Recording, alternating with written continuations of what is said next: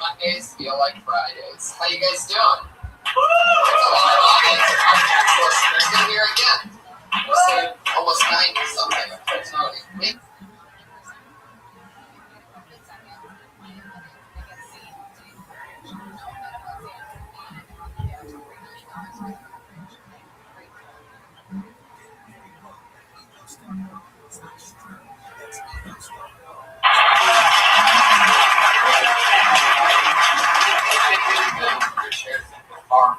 Hi everybody, how are you? Happy Monday.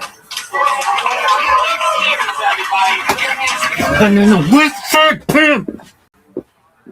What do you even say?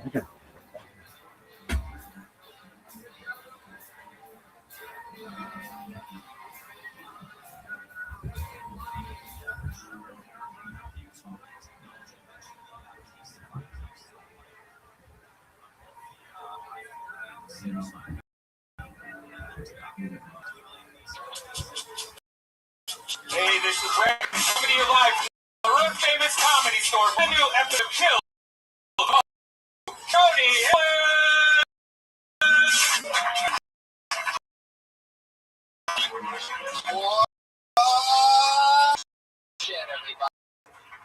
Welcome everyone. Happy Tuesday. Rare Tuesday edition of Kill Tony. Happy to be receiving the great store known as Roast Battle. Happy Tuesday to you all. Welcome everybody. How are you guys? It's like a real live show in here.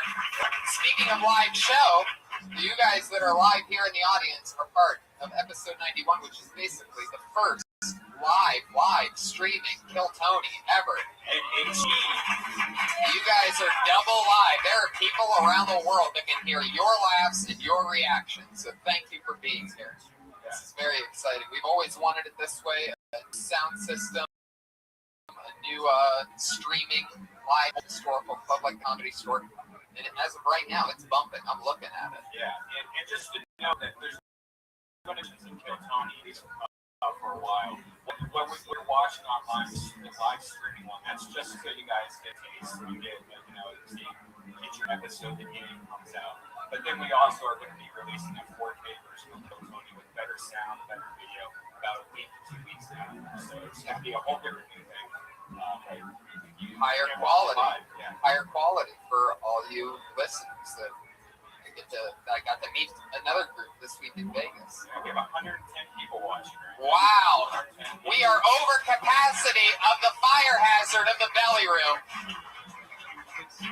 And I just tweeted it, so maybe 4 people will be joining us.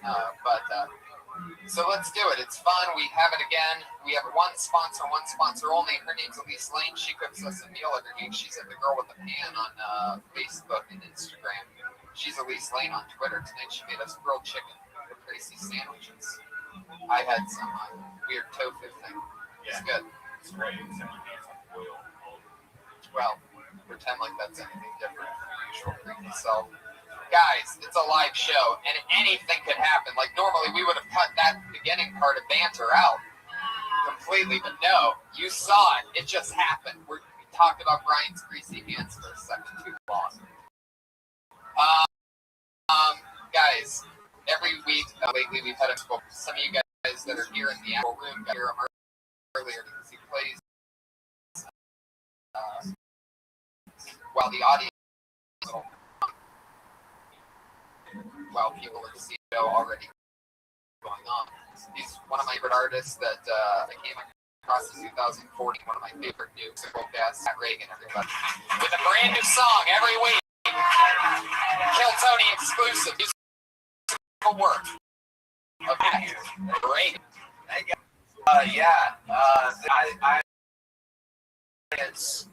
I don't think he's very happy to see me, Tony. I think they're like, you already did.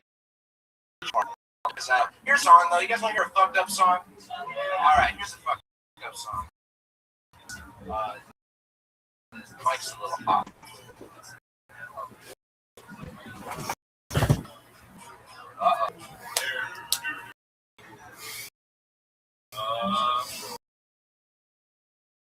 Jock. Super live. All right. Super duper live show. Please to God, hear my song. We walk down the street and all seems beautiful to me. I stand up straight, seem to walk. Going to the shop and this block, you know, she's got a happy face of a disaster. Smiles and waves at me, and I wave and smile back.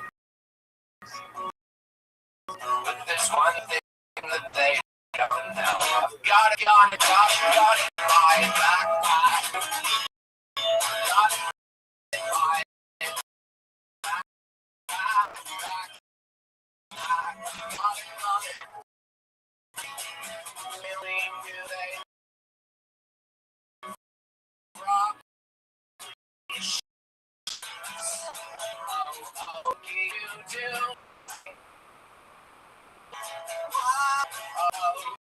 But there are no aware of the real circumstance. I've got a gun in my, a fucking gun in my. I stole a dead man. Now it's in my red backpack. Nobody knows I got a gun in my backpack. Nobody sees I got a gun in my backpack. I'm walking down the sidewalk with a smile and a gun in my backpack. Oh, my backpack. Oh, there's weed in my backpack. The baggage is in my backpack.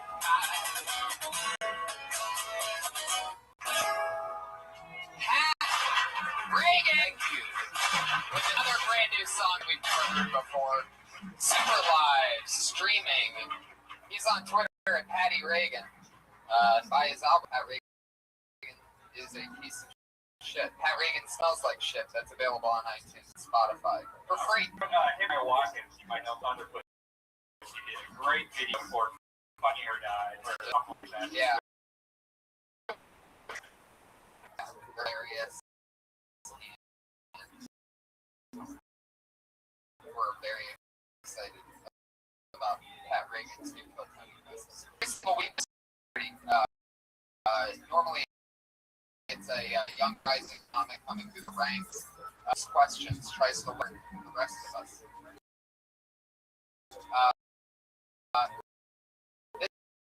We have our most patriot of all time. He's actually a Philly super house.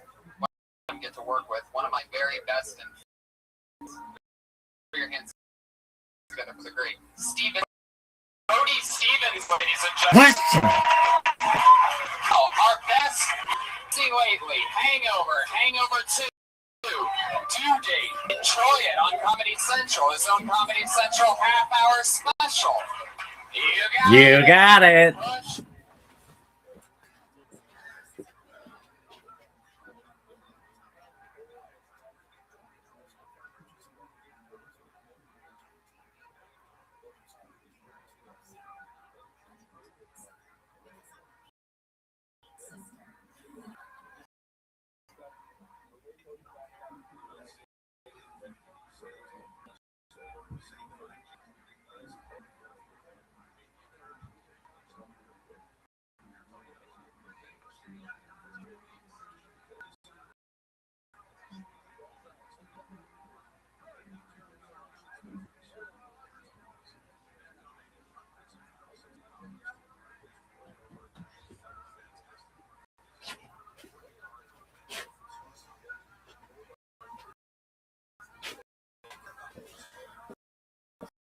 And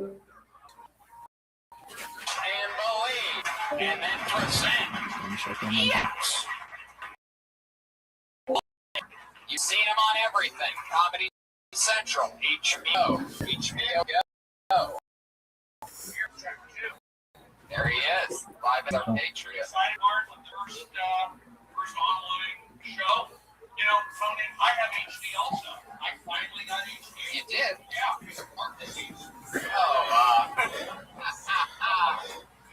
You did it again. Brody's already on fire.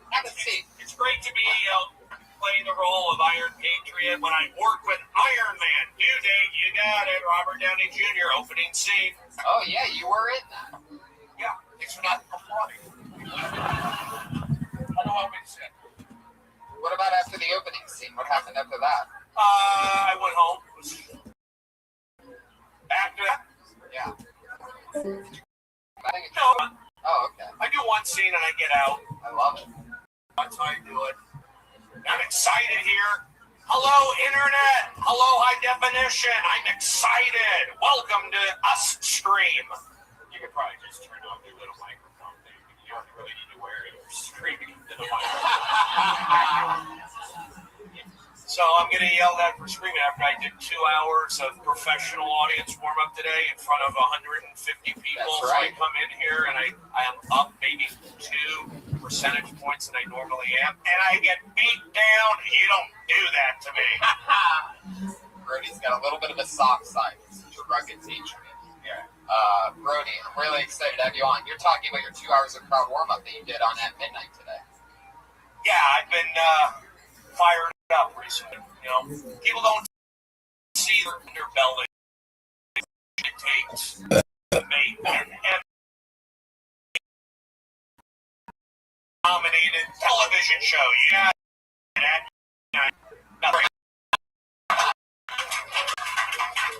Brody, I'm excited to see the fresh talent. Yeah. And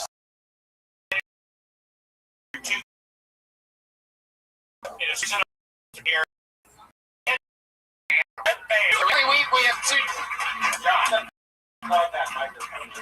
Every week we have 2 new guests come on. And yes, yeah. You know, I'm here being positive. You know, I'm being a good sport. But let's keep, you know, the headpiece in. I'm doing this. Let's be nice to me. No. But the headpiece goes to a speaker that's on your kneecap. Right. So they can't hear any of it. Well, why am I doing that? What? So this is what it is, man. Fine. You know, you funny. You just funny without bits. Look at you. Huh?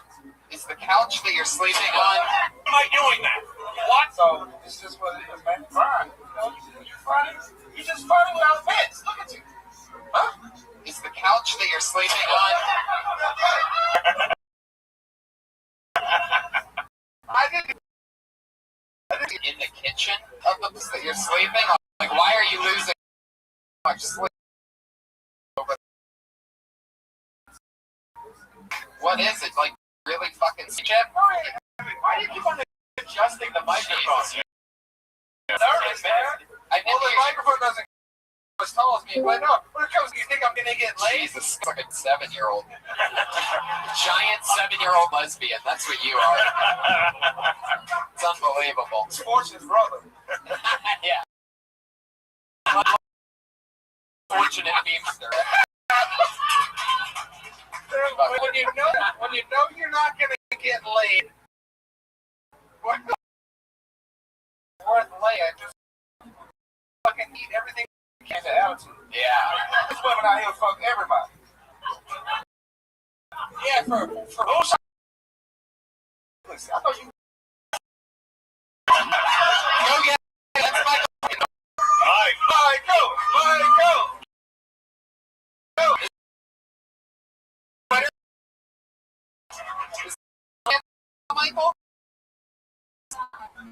Michael Perkinson. Whoa, look at that. He went for it. Man. Wait a minute, Perkinson on Twitter. You're maybe grown up.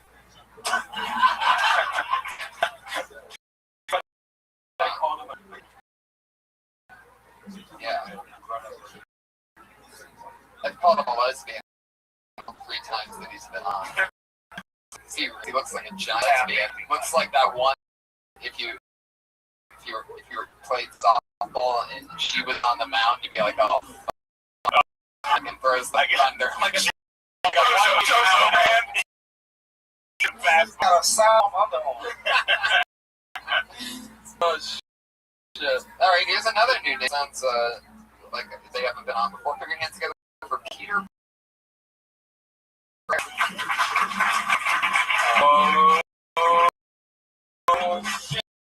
don't see Peter Barrera, and so that means he just got blacklisted. Brody, make some fun noise. How nervous. He thought I was gonna go after him. That's what makes you a tougher comedian. There you go. Michael, thank you very much. I'll pick you up back. Oh, nailed it. Fuck yeah. So, Yeah, let's do it. your next comedian goes by the name of Eric Carter. We know this guy. Hillbilly. This guy is a real hillbilly. From the just picked himself up from the south. Eric, everybody. Oh man, it's great to be out here, but I nearly fucked up earlier. I wanted to feel like I'm living in a big city, so I didn't drive. I took the metro, and I went to Highland. Instead of going west, I went east, and I noticed like the Hall of Fame, Little Armenia. I mean, shit, this is Beverly Hills. But I just walked in here, puffing and puffing. And moved from the south. It's fun being a southern, but people give me a lot of people always assume that I'm a racist based on my accent. That ain't true.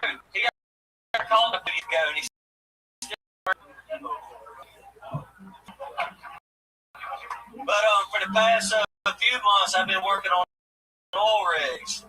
And if you think I'm a piece of shit, see my operator out there. This guy had too many fellas to be a Marine. He proudly bragged.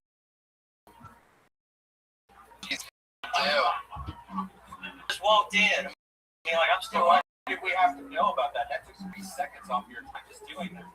30 seconds. And then you did a joke about, are you saying the only black friend is a white guy who got in a fire a couple years ago? Is that what you said? he's 1 out of 3. Wow, you went for it, huh? Yeah. He's 1 out of 3. Were the other 2 white burn victims as well? The other one has frostbite of the entire body, and the other one... No, they're legit black guys. They use oil. They're legit black guys. They use our oil. So, on an oil rig. so are your black friends, or could one say that your black friends are some riggers? Yeah. That's good. That is. Whoa. Look at that. Yeah. You should have rolled that down while that fire was happening. Eric, you're from the south, you're flustered. Where'd you walk from? Why I got off at Highland, and I walked the opposite direction for 5 blocks. And then I noticed, I saw the 101 and shit. And 740, I walked up and up. Why keep walking? Why didn't you take a bus or something? I don't like buses. I'm going to lift at $3. Go on, baby. Even if you survive the landing, a car can hit you any second. But Yeah. I was excited for your material initially because it was a great bit. Like, I walked the wrong way on Highland. I got to Little Armenia, and Little Margellis was the punchline. He just went into your first joke, and I'm like, wait, that was like half your set. It was just a setup to watch. Is it real? Yeah. What part of the South are you from? Mississippi. Yeah, that checks out. That part. So when did you see your first black person? 3 years ago. Really? Holy shit. So y'all ain't got no TVs now? Black and white. They still show him as black. Like, They still don't show them in black and white TV. On those black and white ones, they're still Ain't no white. black programming on black and white TV. Oh my God, Eric. I think the Simpsons mixes. So you were on an oil rig for a few months. What's that like? It's hell. Especially in North Dakota, 6 inches of snow, below 20 degrees. Like, what do you do? How many hours? 13. Right, then what do you work? Just go to sleep, do it again. That's all there is to do. So what would you do for fun while on the oil rig? Because you were out here for a while, you got a taste of the Hollywood life, and then all of a sudden you're on an oil rig in North Dakota, deep in snow. What would you do to entertain yourself? Well, they set us up in nice cabins, so if I was home, I would A just nice cabin to you, what's that, like an Maybe outhouse, a Job Day John, one of those fucking, like, what do you consider a nice cabin? It was a double wide trailer. Right, yeah, exactly double the size of a trailer that you're normally used to. So, did you have any prostitutes out there? Oh, it was like the Wild West. There were a bunch of them, but I stayed away from them. It's really high in that area, higher than Hollywood. Have you ever gotten an STD? Have you ever Google Blue Waffle? I saw that. What's a blue Waffle waffle? image in my head. Blue waffle disease. Waffle disease. My Joe Pusher told me to Google it, and it's really high in North Dakota. That's the real. Yes, it is. Blue waffle is not a real disease. It's like a blue waffle, somebody called it. I hear Megasha Jackson saying yes it is, and by the look of her lips, she knows about blue waffle. Yeah! If there's blue waffles happening, Megasha Jackson knows about it. Eric, have you ever been with a black woman before? Yes, I have. What was that like? Whoa, look at my intense. Right, exactly. I've had 3 of them. Did she What? with you? Yeah. Sisters love. Yeah. Shut the They do. As soon as we found out,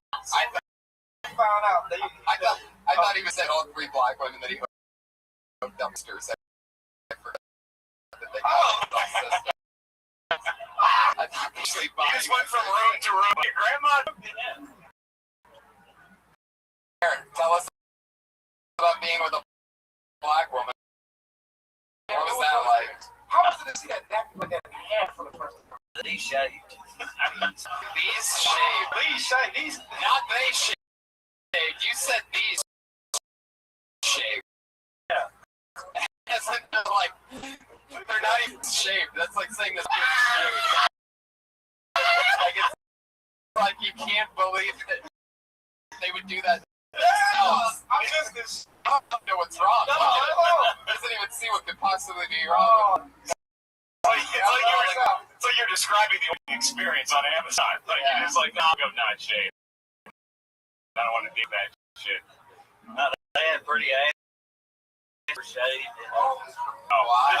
do it now. Hey, Bill, you ate that pussy, didn't you? One of them I did. I didn't eat the other 2. Why not? The first there, you one, yeah, tried. Well, the other 2, they were so damn worn out after I thrusted it to them.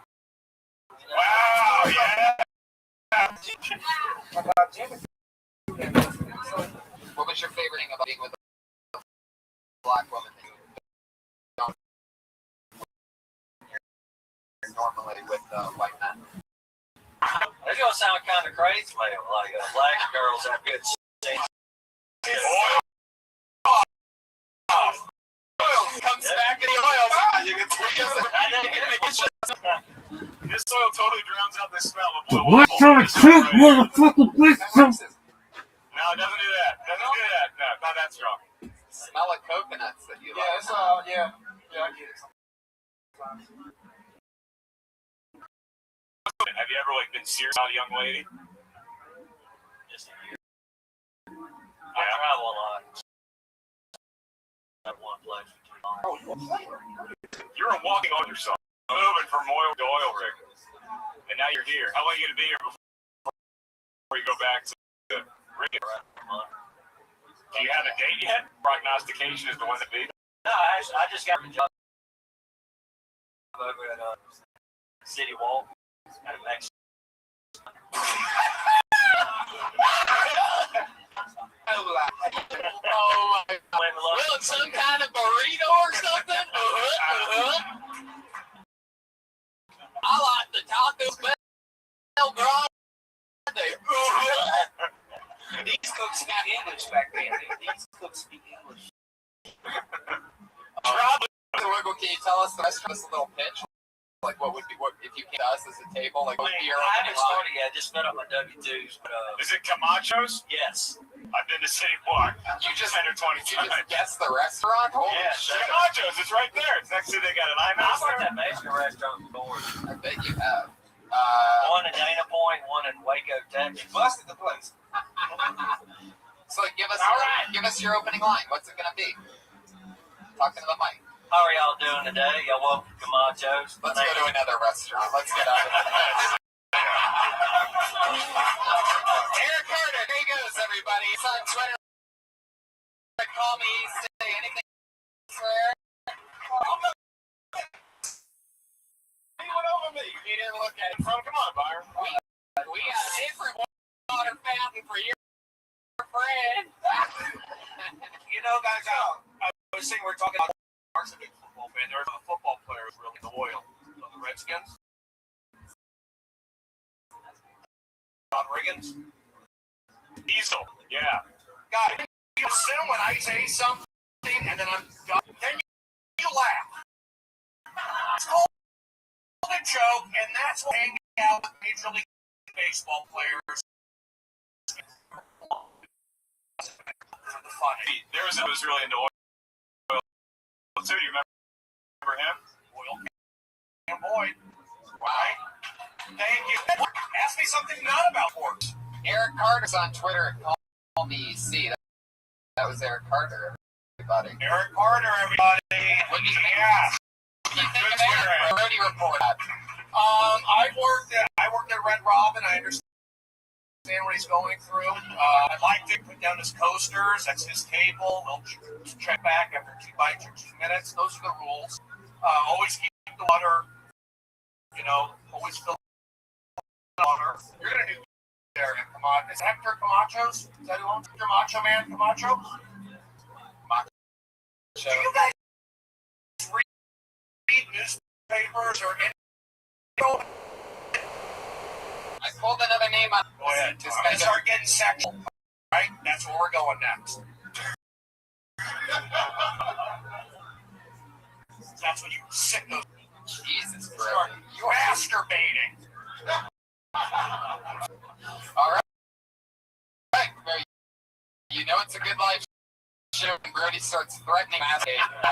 We know this young man had his head shaved on this show a couple weeks ago. So you know he's going to be hilarious. Put your hands together for me.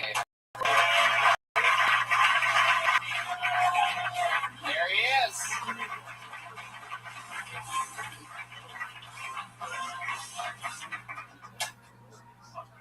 I got straight A's in school, straight absences. I'm going to Sunday school. They're teaching me how to scoop ice cream before you look up the night splits. I'll get time that.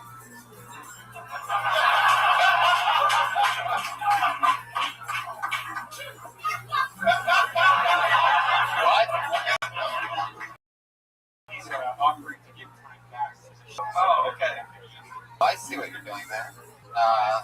Say the banana splits one again. I'm attending Sunday school. They're teaching me how to scoop ice cream before you look up the night splits. Michael Parkinson's just clapping because you said banana splits.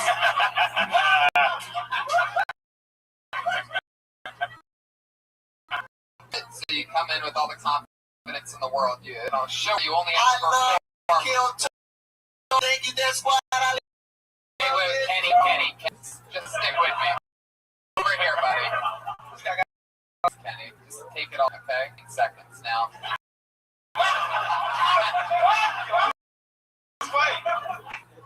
Now, did you come out here with the intention of just doing teams that you pick? You're thinking about the A's and the Abs and then about bananas that make no sense whatsoever. But I'm going to sell the dog shit out of it just so I'm giving my time back. Like you thought, like was that the plan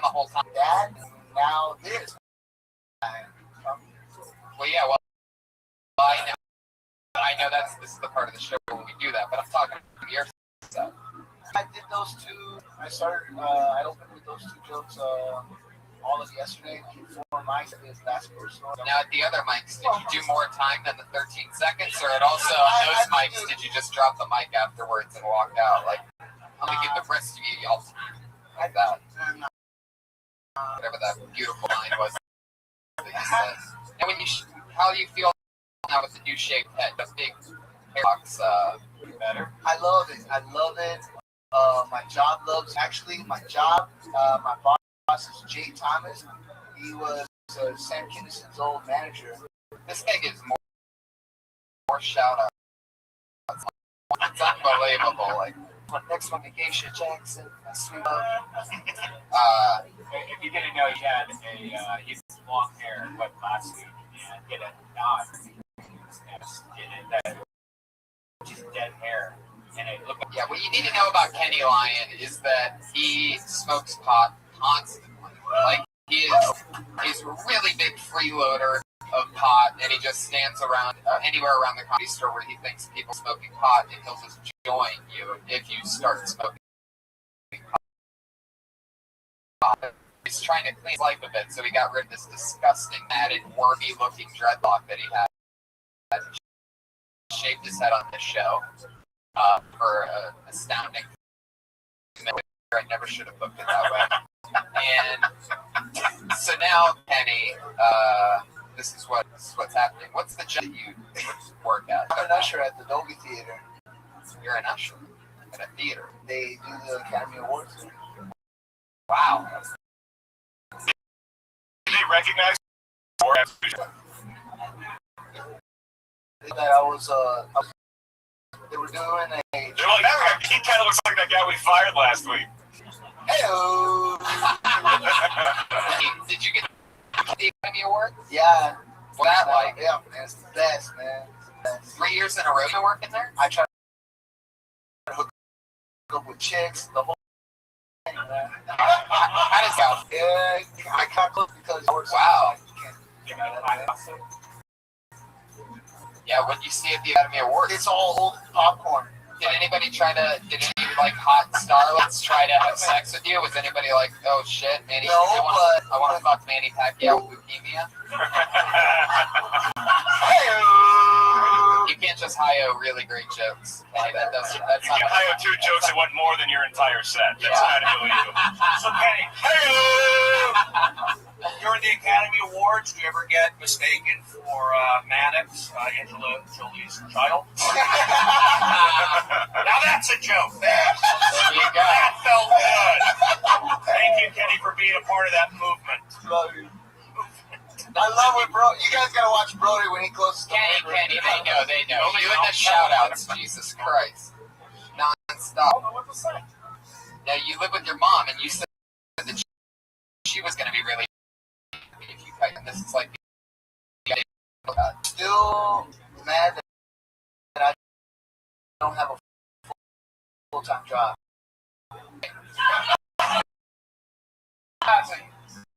Wait, but you got the theater gig, so how many did you just work the You see people a year? Wow.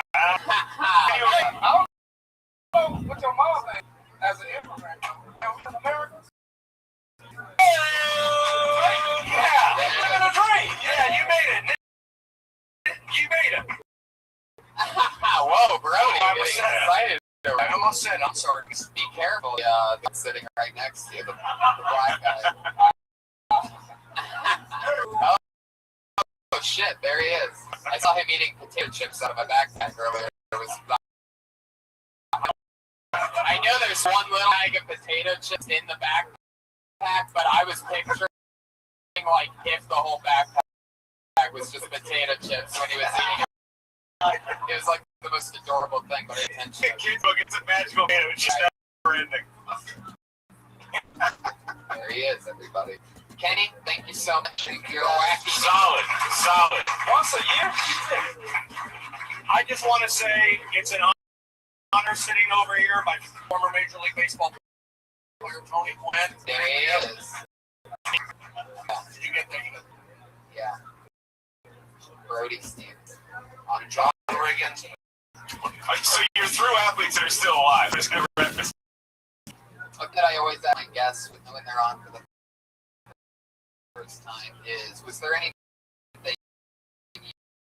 you said or did when you very first started stand-up comedy? Point like Nagasha's gonna back on tonight, which did she things? You know what I mean? Like probably. there were a lot of my past. It's a classic youthful In the Comedy Store 10 years ago, I had a lot of Hawaiian shirts when I do the open mic. It was like, that was my funny show. Like, how would everybody know I was funny unless I had the Hawaiian shirt? And on really big Saturday nights, I had the Hawaiian shirt with a Van Halen shirt underneath the Hawaiian shirt just to double up how much I fucking love the party. Shit. I get the feeling Byron's not going to have the same answer as that. Hawaiian shirts and Van Halen t-shirts underneath them for you, Byron? No, I say it's pretty much what I call it Ooh, wow. Whoa! Wow, was she Asian? yeah, she was Was she Asian? That's like the Asian N-word. yeah, she was a Vietnamese woman. She was talking on the show. Vietnamese talking on the show. I was like, hey, shut up, kook. Damn. And she was like, you shut up, nigga. And the whole place got silent. Whoa! Everybody else was white. And it was like a standoff. I was like, you know what? I deserve that. I apologize. Always let the Vietnamese win. That's I guarantee right after that set, they set up a white kid in a Hawaiian shirt, cleaned the room, put everything back together. Oh, they pick out an Asian woman. A foe. here's a mistake. Doing the Golden Show in Atlanta was a mistake because they booed like the boo. And I was on stage. And I was gone. With myself, they was like, nigga, you want to do this? Like, myself, you know what I mean? Did you do it? That's so I funny. can't do it. The nigga just threw himself. That's amazing. I hear horror stories out of it later. Are we gonna bleep out the N-word on this podcast? Because I'm an audition. I'm an audition.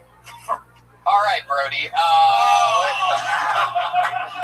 This is like a no-win situation for me. You're You guys killing, know that, right? You're killing. People are going to go rave You're about doing well. Yeah, You're you're doing well. crushing.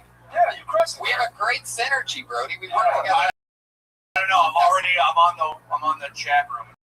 You know what? I'm loving the show. Let's keep pushing. Here we are.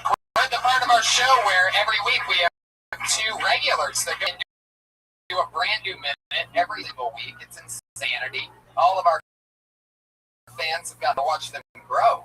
Like over the last 50 seconds each week, do it as well. So put your hands together for your first comedian going up tonight. You know her. Dropped out of senior year at the University of Florida once she started stand-up comedy here at the Comedy Store on this show. Brand new minute. It's very funny.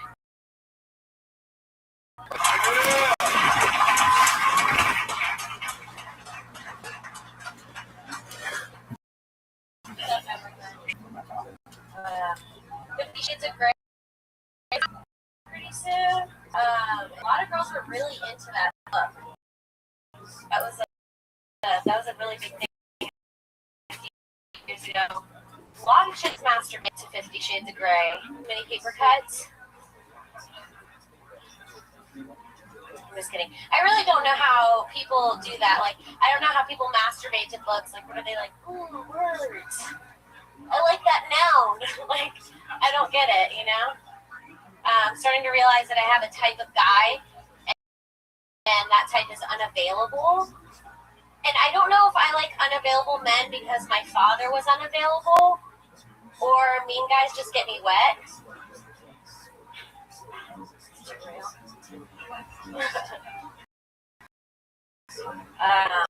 The other day, a guy messaged me on Facebook, and he said, give me $20 if I gave him a blowjob.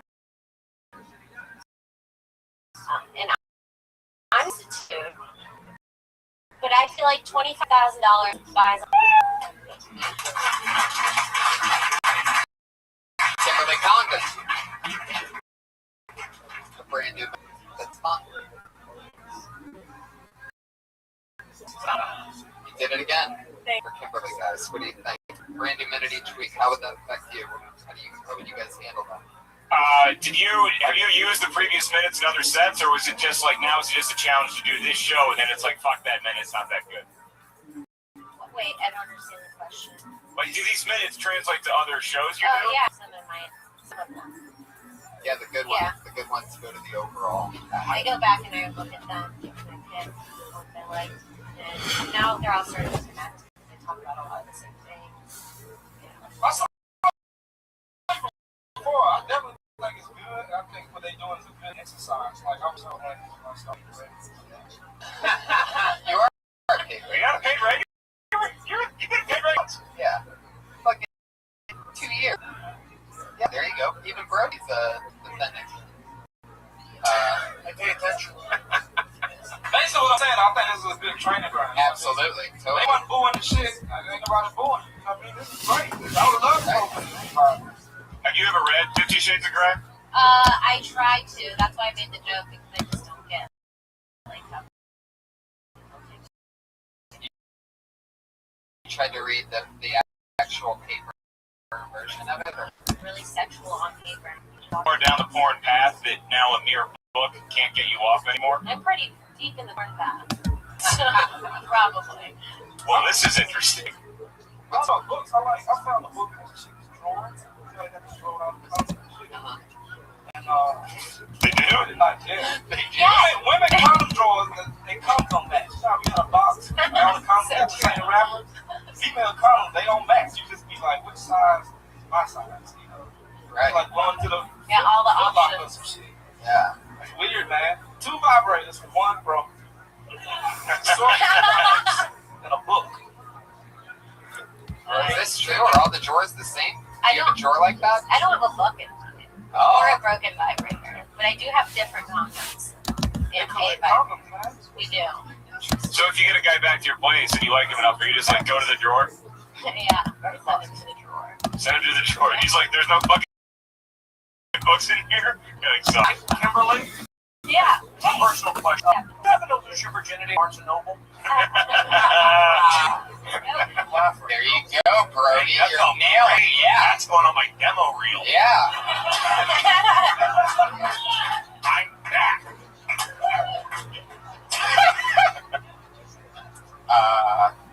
Fuck yeah, Kim. You did it again. Another new minute. You're looking more comfortable on stage. Yeah. I am? Yeah. I don't feel like it. I mean, it don't matter. As long as you look, you'll never, you might. But yeah. Confidence. I was going to say that, but I'm trying to keep my Yeah. very Thanks, confident. Brody. It's always going to be hard, you know. You never really get that much more comfortable on stage because once you keep doing good, then your expectations just go high with whatever you're doing. You know what I mean? So you're gonna, And that the Listerine joke was the best joke we've heard all night. It goes like Listerine joke and then like the geisha's advertisement for a website. Right. The oils. Yeah. Yeah. You know how you did a joke? That joke you did that didn't hit like you wanted to. Like, you kept going. No, you kept going. Like, out in the valley to my apartment, and wow, Brody, too. I'm on fire. he's going for it. Closing strong, Brody. There she goes, everybody. The great Kimberly Condon. Yeah. She goes. She's on Twitter at Kimberly Condon.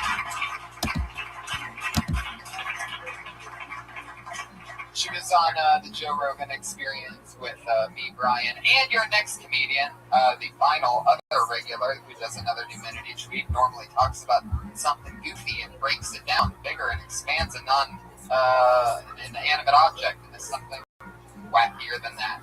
Very funny. Put your hands together for Sarah Weinstein.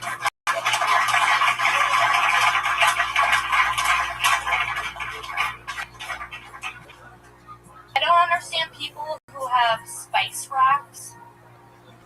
I just don't feel like it's necessary. I feel like they want to be taken seriously in the culinary world. There is no need to have 16 spices. There just isn't. What the fuck is coriander? Why do you do that? It is not the late Middle Ages. We're not going to be trading spices for silks. time with the TH. When you sound that shit out, it's like you have a list. Makes no sense. What do you saff for? Cumin? Spelled like cumin? CUMIN? It's confusing. Alright. Crush Fest, all on one thing, stayed in the pocket, spice rack all the way. That's great. Time for that. Yeah. Tom, yeah. You're totally right. And at first I was like, wait, now you're going to talk about spice? I love that thing. It's like cinnamon, you know. And then you're right. There are so many fucking spice sauces. You did a great job of picking out the obscure spices that people still heard of. Right. Nobody knows what coriander is or what it's food, but we've all seen it therefore. Right. A lot of people think that cinnamon and saffron are just Misha Jackson's sisters. There's spices as well. I like that one. What you really not need to have like a kitchen set sometimes. You do like a 15-minute joke of all the different things like yeah, we've heard a lot of kitchen stuff, and that's why it's really exciting for me to see Spice Rack and see that it's like already sort of ready to go. Like, that's what's crazy about what they do is writing a new minute each week. It's 52 a year, so if only half of that sticks, There's your half hour. you can wire it together. If the stand-up doesn't work out, do you have a background in culinary arts? I mean, I can fuck around in the kitchen. I can like make it taste decent. You know? Michael Perkins. Hold on, Michael Perkinson just came in his pants. Once you say the word, the roof too. You literally raised your hands like you were on Space Mountain. When you just heard about a girl that might be able to cook decent shit. yeah. Anytime word kitchen twice, Michael freaks out. Look at that doofball. What is he? You're gonna make it, man. I can't believe you brought down the security at Jurassic Park by yourself. Like, that was so crazy. That's not it. That's not it. That's not it. Damn you, Newman. Wait, we got a show. I think that you and Michael should go on the road together. You just say, what the fuck is coriander? Then he tells everybody. Yeah, exactly. That actually goes well in Blue Waffles. You guys just united. You guys would be a great team. Nothing better. Nothing better. I was gonna call him a pig again. Seasoning. You're not that fat, by the way. Like there's a lot of. But your face is, so don't clap that hard. Guys, I love it. That's Sarah watching right now. Sarah and Kimberly Compton. Monsters in here week after week with those two. She's Sarah Wineshank. Princess Shank on Twitter. Like to see her spice rack. Whoa, on for it again. Somebody let Brody jerk off on them, please. He's getting a little horny over there. Brody, you're on Twitter at what? All Things Brody? Brody is me friend? What is it now? Brody is my friend on Twitter. Thank you very much. And once I settled in here, I felt we all connected. Totally. Great synergy. Thank you, Brody. You're one of our best patriots ever, especially on this first ever live streaming episode. Big shout out to @Josh Martin Comic. Josh Martin sitting right over there in the ugliest t-shirt in the world. He has been hustling around all day, setting everything up. Panicked at one point. We've done 91 episodes. He's never panicked to me before. Was panicking before this one. Told me that I should give him the information about the Patriot not dressing up earlier than 10 minutes before the start of the show. It's okay. Yeah, he was upset that you were only wearing gloves. You're mad at me, John? No, it wasn't that. You wanted unprofessional. Yeah. Yeah. And to our amazing guests, 5150 Ellis on Twitter, Byron Bowers on Twitter, Schmoes Know. Go get that on iTunes. Subscribe on YouTube. Yes. Schmoes Know is unbelievable. Well, that's where I check into for all my fun movies. How great is Birdman? You with me? I think it should win Best Picture. I totally agree. Hopefully, when Kenny Lyons seating people at the Kodak Theater, you can slip that in the envelope. Brian, anything else you want to promote? We are live. Geico. It's a popular show. Wow. And the Eric Andre show. Well, they just ended. So tune in. I'm going to tell you something else this year. ByronBowsLive.com and Facebook and Twitter and all that shit. Lovely. Thank you guys so much. I am doing the 311 cruise at the end of February. What is that, Tony? 311 performs on a cruise ship, like 4,000 of their fans. There's a bunch of other shows that go on. I'm opening for 311. Wow. A band that I love. No big deal. Just getting paid to perform with a band that I in high school I would save my money to go see, which is pretty fucking excited about that. 420 guys. Guess what?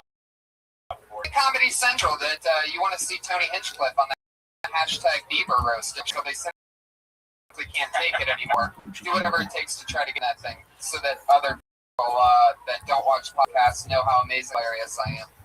2 million views tonight on our live stream. 2 million. I'm pretty sure we went over the fire capacity of the belly room. Thank you so much, live audience. Red Band, anything else?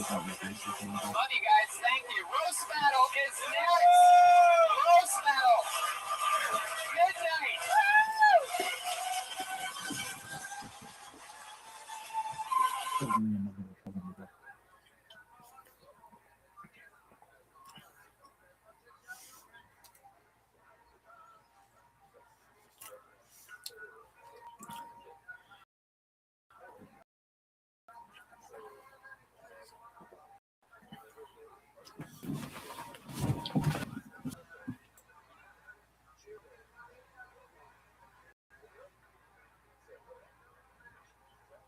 Comedy Store for a brand new episode of Kill Tony Volume 2. Give it up for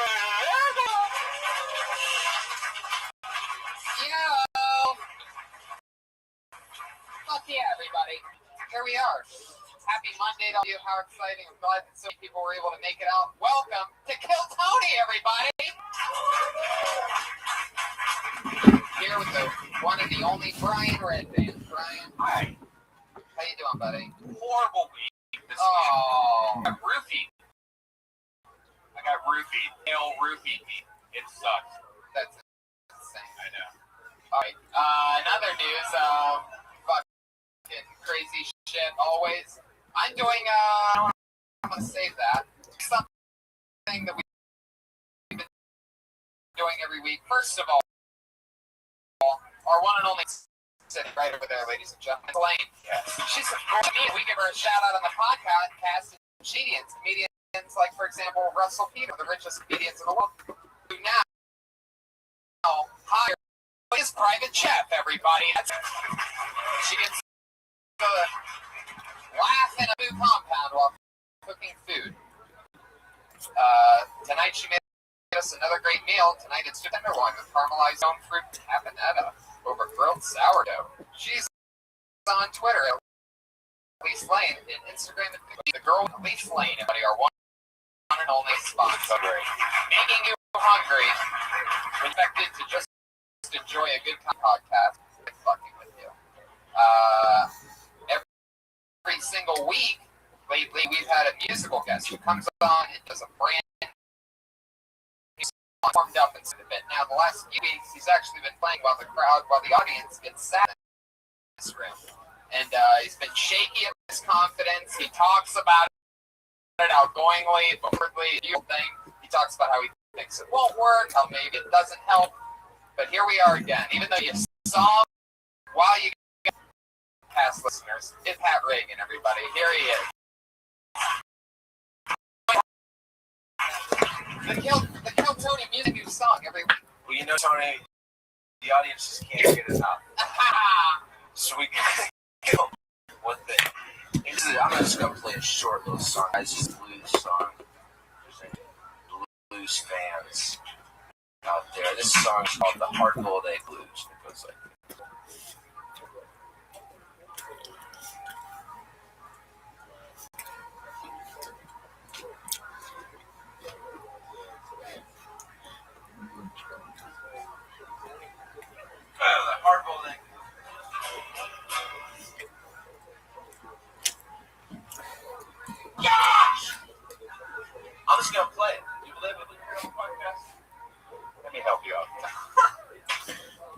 Josh Martin dropping the ball. There's a runaround producer, Josh Martin, coming 45 seconds too late, everybody.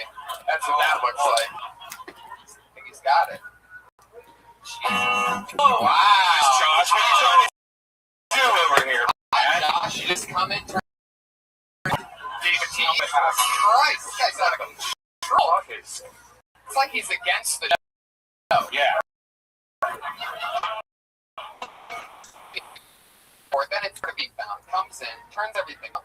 The comic style is a Josh Martin, everyone. There he goes. There he goes. Wrong direction. Ladies and gentlemen, our musical guest tonight. We've done something for the last few weeks, so we're going to edit all that out. Don't edit it. Great, everybody. Here he is. The hard-boiled egg blues, ladies and gentlemen.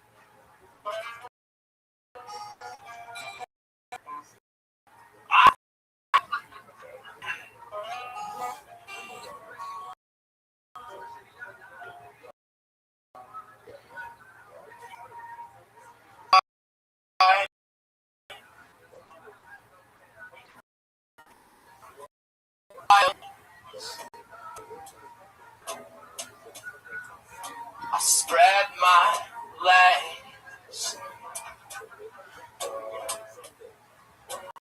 and I want it.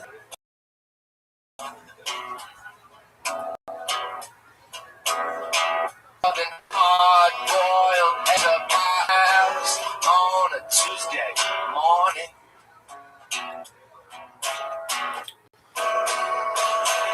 Well, these hard-boiled eggs drive me crazy. I feel like such a dirty little whore. One egg feels good, but two's amazing. A new article that makes the argument ham is no different than advertising, except one and the other is not. And we should not see spam as necessarily negative, because at the end of the day, in many ways, spam is art. I have a history about spam,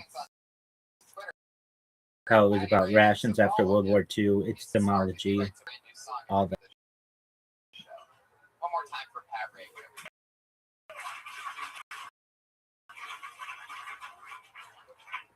We have a head of security who's safe. We will be no different.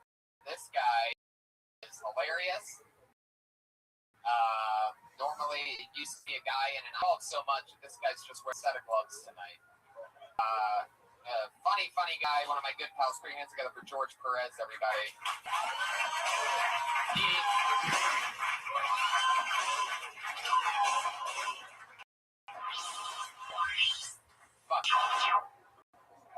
The Mexican.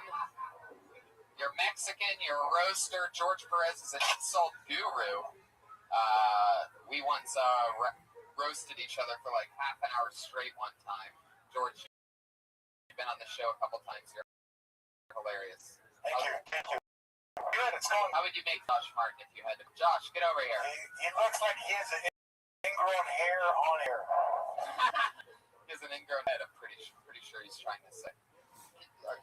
That chicken, I just can't. There's a weird smell going on, Brian. Like, you have to eat before the show from now on. You can't just eat and breathe in my face. Like, this is out of control. This whole thing's backfiring. I'm like, well, I have a food sponsor. It's going to be great. I didn't actually expect you to start, like, eating dinner right in front of me. I think it helps. And the way that you eat, it's just unbelievably disgusting. Have you not realized I do it on? This is the first time you. No, it's not like a funny, I do it on purpose, it's a joke. Like, I don't know what it is. It's terrible. Brian, it has nothing to do with the fact that I eat healthy and I'm in good shape. It has nothing to do with that. It has everything to do with pork being blasted on my face. I'm facing this way. We're here. Guys, back to the show. I guess it's that Cardone from Campanetta that I'm smelling. Oh, shit. George, are you excited about tonight's show? I'm excited. I have gloves that lit up. Fuck yeah. I feel like I can pull people over. Like, pull over. That's weird. I love it. This train is rolling along at 1,000 an hour, everybody. So let's just get the show started. Tonight's guests, the funniest people that I know. Doug's been on the show a bunch of times. It's Andy's first time. We're so excited to have him. It's been a lot for our guests. It's Doug Benson and Andy Haynes, everybody. Here we are.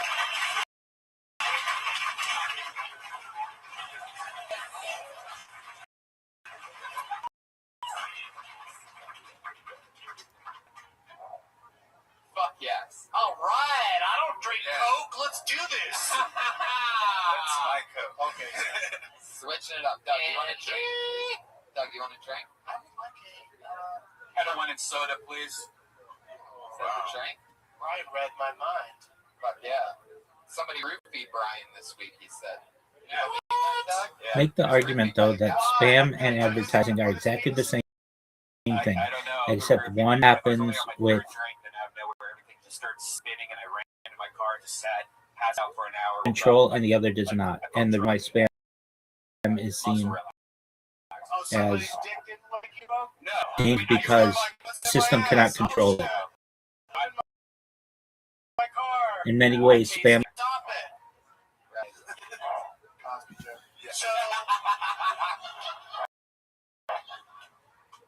I didn't even know that was a two-way street. I'm going to watch what I drink now because I always thought I could just have drinks. No one would try to drug me. Yeah. Now, George is one of my toughest friends. George, you've been doing it, right? Yes. What do you know? You ever been roofied? You ever roofie anybody? What's the deal? I roofied somebody once. And, like, I had a bad conscience, so I gave her a Plan B pill, too. Wow, following it up. Somebody came with some material tonight. Yeah. Take notes. That's natural. There's no way that's a true story. I already have 3 babies' moms. What? I already have 3 babies' moms, so I didn't want 4. You have 3 babies and 3 moms? Yes. Well, you really are a patriot. Holy shit. He is really acting in this country. Fuck yeah. Are those like those as seen on TV glue light things on your hands? Yeah. Thanks for the cocktail.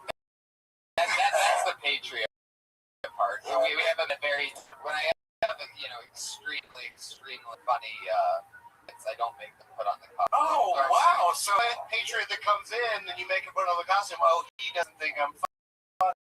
I got one whole fucking dog and pony show on my face. Yeah. Funny guy gets to come up and just have the wrist. Yeah. Like they're fucking scared of you. It's perfect. You should think that. Yeah.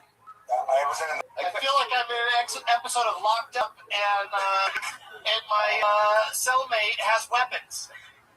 That's what I feel like. Well, The audience isn't feeling it, so let's move on. Yeah. Everyone's scared of you. That's my point. Your every week, the Patriot asks the guest for tonight. Mr. Benson. Oh, shit. Mr. Benson, unless you're going to meet you. Yeah. He's going to attack me in the parking lot. Enjoy your drink, though. What's up? I know you smoke a lot of weed. I don't know if you do coke or anything. But do you watch animal porn? Isn't that just I wild? thought he would ask me something challenging, but it's pretty. It's true and also just the same. No. I'm sorry, I meant. To judge the other that comes up on stage because I am a pro that said nay.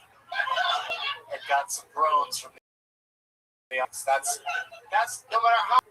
This is my lesson for everyone here tonight. No matter how long you've been doing it, you're a bullshit crowd that got into a free show. No doubt it. George, what's your question for Andy Haynes? Wait, animal porn? And he gets a question about his career? Unfair. Because also you said you smoke a lot of pot and then went to animal porn. What's the connection there? Do you think pot smokers are into disgusting things? Yeah. We were wrong. Yeah, you got booed by a lady. How does that feel? Not so iron. Feels soft and sad. There's a lot of tension between George. Because he kind of reminds me. I don't want to get into it, but Somebody wants to steal your wallet? I came here with a beef with the whole Patriot. When I say Eddie, just give me the publishable version, please. Die, right? And you guys do something new, right? Instead of making him want to kill himself. Successful podcast, like this 2 seconds before it became successful, and now has to watch guys pretend to be him. And one of the people that pretends to be him doesn't even have to wear the outfit, right? To do his job. That fucking guy drove in here on a bus where he had to just stay on the bus because he couldn't sit down, wander in, throw on a couple of gloves and pretend winter and while it's 80 degrees out fucking side because we're in Southern California. How weird is this weather? But it is. So the Patriot can live streaming. It's like he's saying it's even worse. You're just rubbing it in like fuck you, guy who used to do this job that we just didn't get along with. It wasn't like he did anything horrible. No, we got along. You did anything horrible. You just did. You came on my podcast and it was a train wreck because then we're done. that was the best. You killed the conscience. We never guilty conscience. But I won't put him on my show.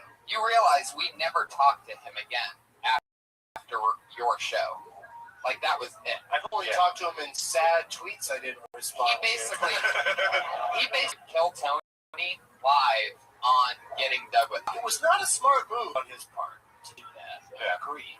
He's trying to impress you. I should have hung in there.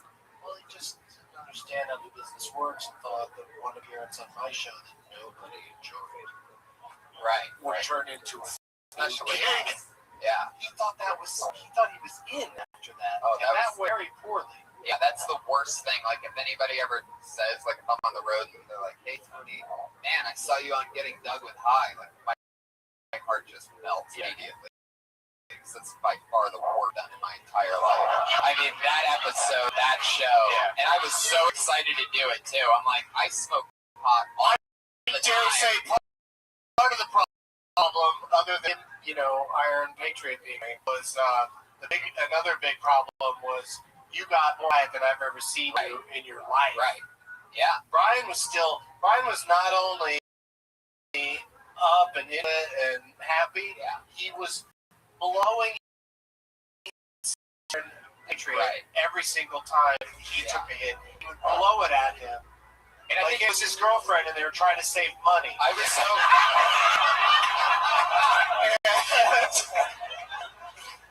I swear he must have gotten so fucking high inside that suit. That's not the best place. High is not the best place to be when you're not professional. Even a professional comic, I probably shouldn't do it. But he got too high from the very beginning. I did it like a regular show, so I got there all copied up, and then it started getting out of control. So the reason why I'm not talking during it, most of it, isn't because of how high I actually You were just distancing yourself from the whole experience. I was so furious that if I would have started talking about it, I knew that I was gonna. But dude, during the first break, hey, you know what, Brian, Doug, do you agree that Patriot's not working out? We should walk him off the set now. That's all you needed to say. Back on That's it, all would you have needed done to that. say. He was only supposed to be in the second half, but you asked to have him on the whole thing. Yeah. Because you guys, he was the co-host of your by the show way, at the time. We're missing out on a great podcast. We're talking I'll rationalize introducing the worst podcast any of us have ever done. I haven't fired him yet when I said, hey, bring him along. Like, I thought, like, that was the show. Like, you guys were into him. I think he's dead. It was just a suit walking serious. around with a dead guy. There's a in it. suit on a bus right now. It's just programmed to go from home to here. It smells I'm horrible. just saying, you guy that wears the rabbit costume all the time, or just to stand there. Just stop making it. I just wanted to have burn on the guy that used to do it. I wanted to have a different like porn star or naked like Perfect. Great idea. Why? Hey, listen to your friend. Yeah, it's a great idea. I mean, she could just. You're doing a great job the tonight, though. podcast But off. next week's going to be a porn star. Into porn over the next week. Here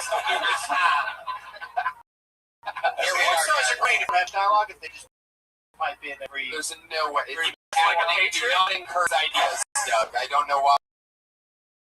Doug wants to own the entire live podcast. They don't even have to respect He wants the show miserably. Put a porn star on the podcast. Nobody wants to listen to a porn star. You're right. No, small amounts of time just to give like a sentence here and there. That'd be perfect. Have somebody writing their microphone to speak spoken to, and every once in a while, go, hey, porn star, what do you think about this? And she'd be like, I'm wet, and then you move on. That's right. That'd be perfect. And we could keep the speaker box in the crotch instead of outside of her crotch. It could be inside of her. George is wet too, guys. It's easy to translate. You can go Scamping. wet That's too much.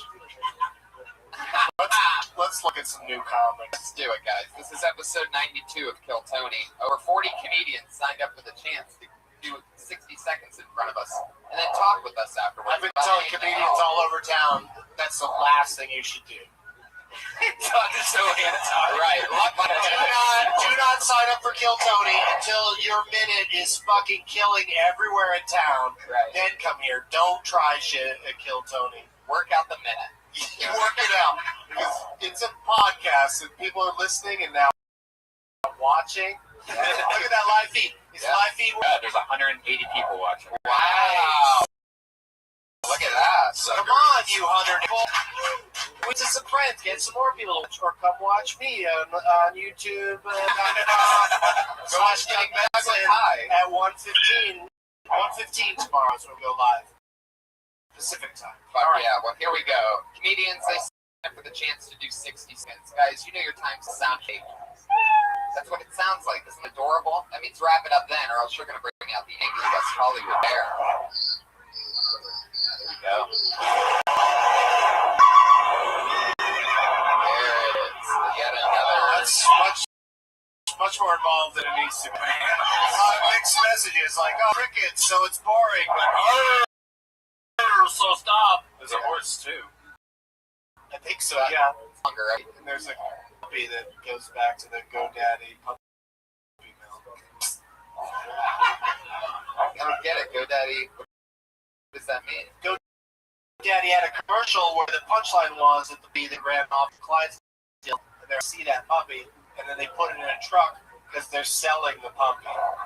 And then animal activists got angry at this commercial and insisted on it not showing the Super Bowl. So guess what? It didn't show during the Super Bowl because the punchline was a fucking some people like for their own personal reasons. And now more saw it on the internet than anyone would have ever saw on the Super Bowl, probably. No, but why do they see more people in the Super Bowl? But yeah, but you're right. Like it is a bit of an apples and oranges. They still got some publicity out of it for sure. And that commercial showed on a lot of I saw it when they told about how it got pulled from the Super Bowl. But that's just amazing that in this world where free speech supposedly reigns, a satiric commercial gets pulled from the Super Bowl. I bet you it got pulled, and I bet they didn't have to pay the $15 billion for the commercial, and almost the same amount of people, if not more, saw it. No, I bet the NFL and what network was it on this year? NBC, The Blacklist. That's what played after it. I bet you they wouldn't fucking give in for a second. They just say, "Fuck you, your commercial I think they showed. Did they show a replacement commercial?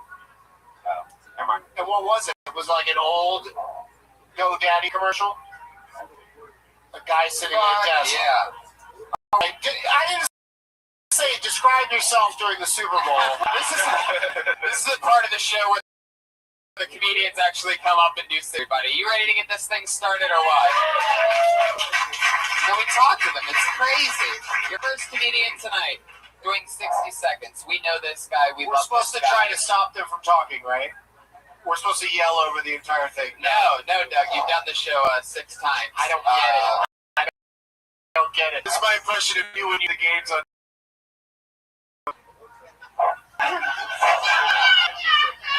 I do that on Doug Loves Movies. You're right. How does this work again? Every game is the hardest game. The final game that you have is like, it's so hard. It's like people that are high would never figure it out. It sort of is, man. That's a crazy game. All right, here we go. Doug Loves Movies, please, everybody. I love that show. Check out the one I did in Sacramento. That was a lot of fun. That was super fun. Amy Adams. And the Boys Men references throughout the thing. This guy, great young comic from Chicago. We've met him a couple months ago. Funny guy. First one out of the bucket.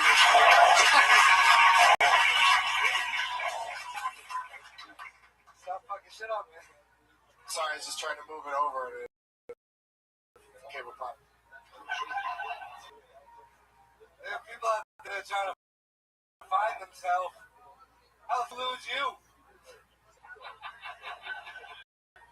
Seriously, I tried drugs, tried alcohol, can't get rid of me. If you don't know who you are, I'll tell you, I'll save you the trouble. You're the person that gets to decide how you react to all of your own thoughts and emotions.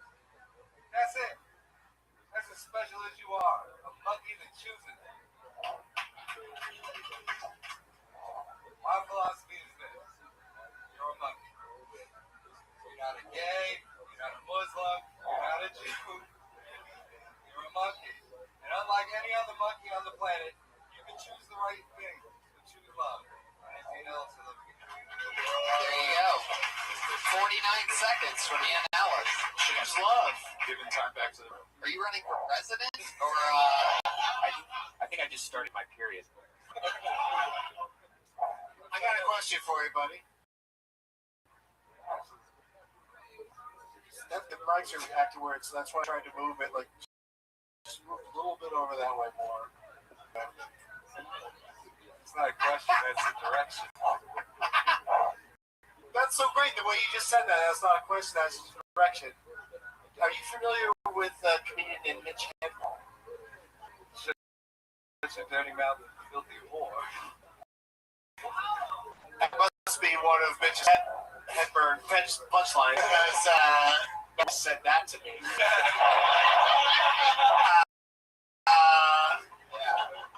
So that's the first thing is stop sounding like Mitch Hedberg in your delivery, which might be hard to do because you love him. They already have a similar way of speaking that he had. Also, you're really high. Yeah. Man is a detective.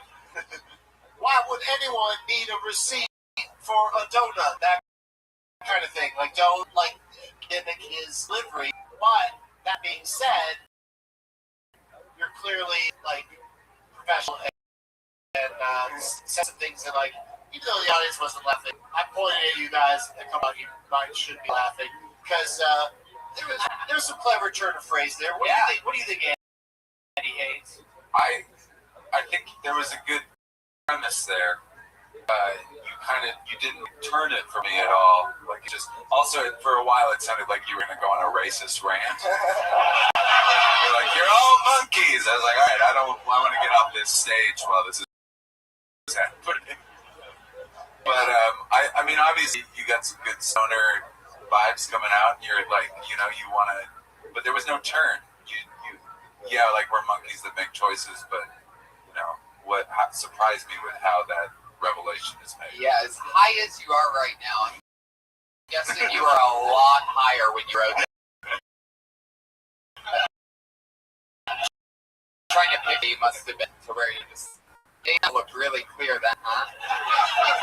Then you did gay, which is sexuality Right. in two religions. Yeah, It should have been like you're not a paraplegic or whatever.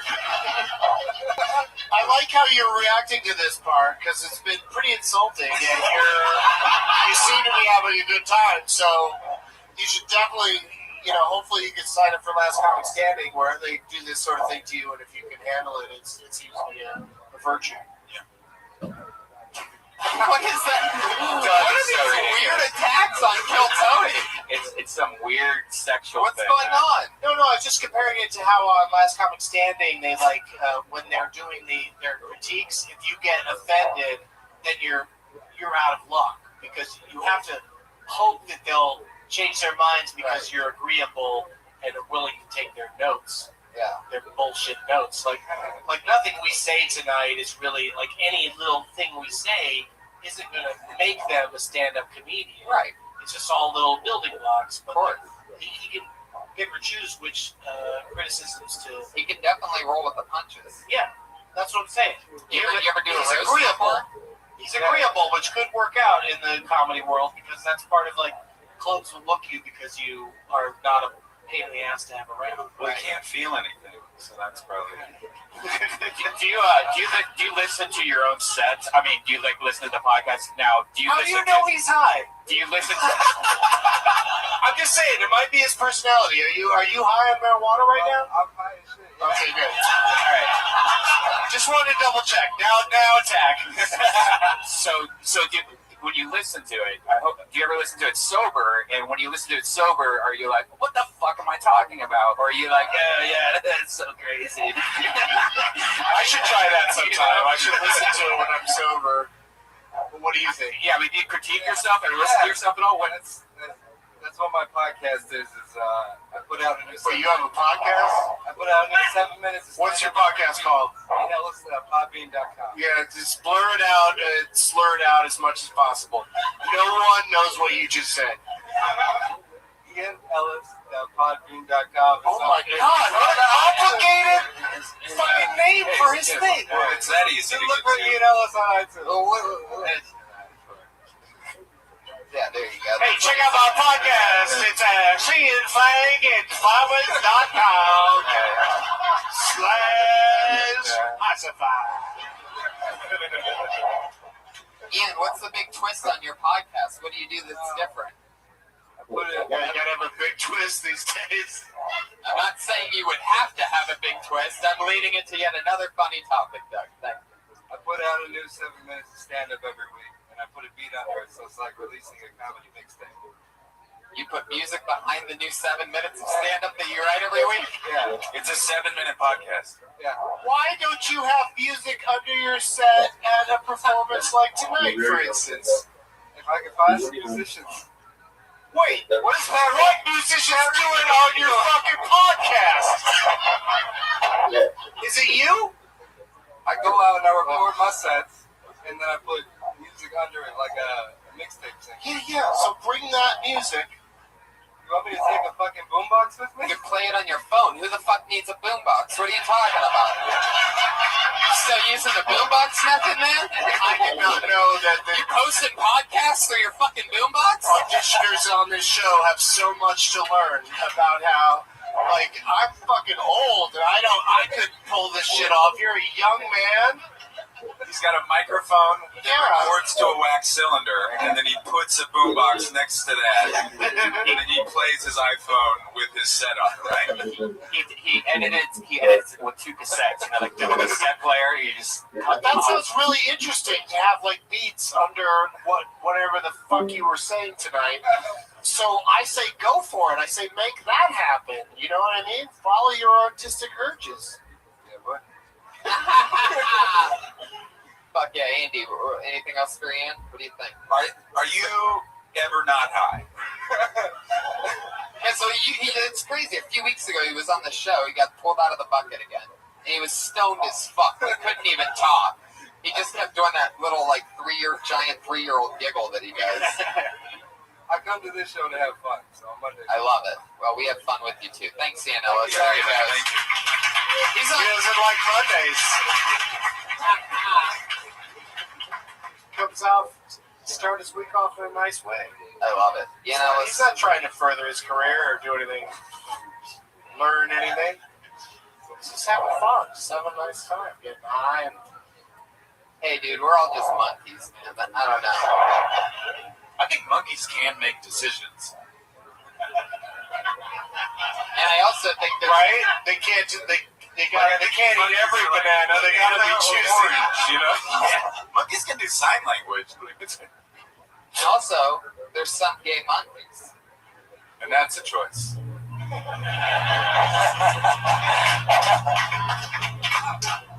I pulled another name out of the bucket. Put your hands together for Darren Chase, everyone.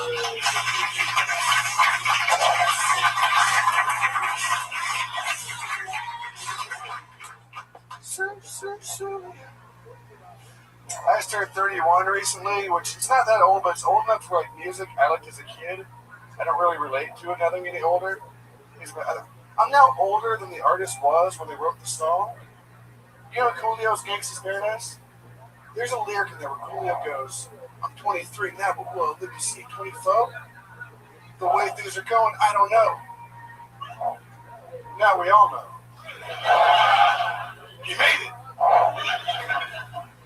Not only did he make me older than 24,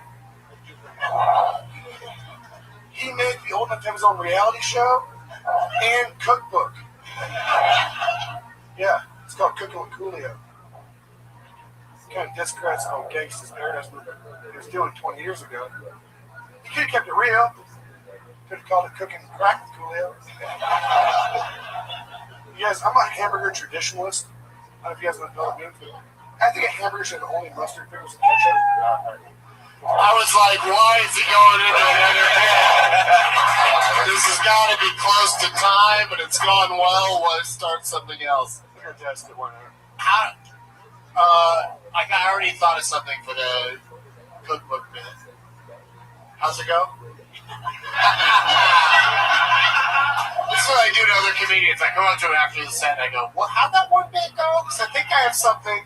Coolio, he has a reality show. Yes. And a cookbook, yo. That's what you say. He's got Coolio, he's got a reality show and a cookbook, yo. Okay. And then it's not a huge laugh. It's just a grace note. It's just a little piece. And then then what's the next part? You could have called it Cooking Crack with Coolio. Oh. Just add another O. Yeah, But that's what I thought of. It's just I love it. I liked it, but I thought it was, you could have more fun with it. Is what I was trying to make happen. Some of that awesome topical Coolio humor that we all have been craving for. A lot of people have been writing like, I want more Coolio jokes. They write into this podcast and they say, I'm surprised none of these they write letters with their hands. You're making things up now. But that's part of what, to me, that's part of the charm of a Coolio reference. Yeah, of course. It's not, right. You're not hearing too much of it. Right.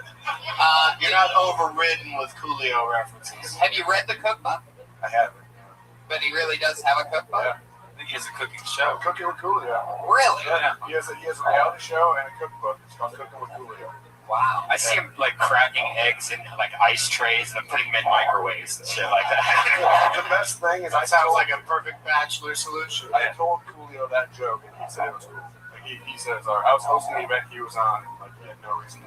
What was it? Coolio? I tell you what, though, when you just go up to somebody and say, "Here's what I'm saying," and then say it, he's probably thinking it's easier to not have an argument right now. I was thinking he's on down. Cool. He's not going to debate you on it. What was the event that you were hosting that Coolio was on? It was a car show and a biker rally in Tacoma, Washington. And he went on at 3 p.m. in front of 30 people. He didn't perform a single hit. Did he perform any songs? Yeah, with this new group called Space Ghost that no one knows. Wow. And then he did a 30-minute Space Ghost. Here's how he finished. He was like, he went onto the rant about Obama said he's trying to help. And it went weird. It went weird. He said, I think it started weird. Dark. Space Ghost. Check out my new band, Robot Chicken. He's like, I have a band called the Eric Andre Show. Yeah, he went into the whole thing on a rant about school and kids and education. It was dark. So, yeah. He's got a shaved head now, tattooed down the middle of his head, 2 little things. Ew. Yeah. Wow. That's amazing. How many comics are on this show every time? It's always different. It's a loose format. I really liked it. We've done a lot of talking with only 2 people. That's a joke that you use a lot, right? Because it seemed very well perfected. Yeah. How long have you been doing comedy again? It's been a while. 3 years. 3 years? Yeah, you have great stage presence. That was a great. How you wrote it was really well written. Good job. George Perez, anything on this guy, Darren Chase? What are your thoughts on him? You're standing close. I think it was good. Like how he said, the joke was there, stayed with it, and it was about a gangster. I liked it. Okay, finish the hamburger joke, and then we're going to send you on your way. I'm a hamburger traditionalist. If I get a hamburger without cheese, I'll send it back because I didn't order a cheeseburger. My friends are like, just eat the cheeseburger so I can lie and say I'm allergic. I'm sitting in the hamburger on election time when my friends ask why I don't vote. I have to lie and say I'm a felon. There you go. Seriously though, the I don't want cheese thing is the weirdest thing I've ever heard. Yeah. Yeah. Very big. It's good that I asked you to go into that joke so that we can all tell you to never do it again. Oh no, he could do it if he really prefaces it with, "I'm a weirdo." Yeah, I set it up more if I have more time. Yeah. Picky eater. Absolutely. Yeah. Good job. Thank you. Darren Chase, everybody. There you go. Darren Chase. He's on Twitter at Darren Chase. Ian Ellis, under his Twitter, just left another promo for that podcast he was talking about earlier. It's ianellis.podbean.com. No, you pull it. But before you do, I just want to say something. Yeah. I'm going to try to say something positive to every person. Okay. Even if I have to lie. I love it. Absolutely. But just one positive thing per person, right? At least. Yeah, at least one. Right. At least one thing that's encouraging. Okay.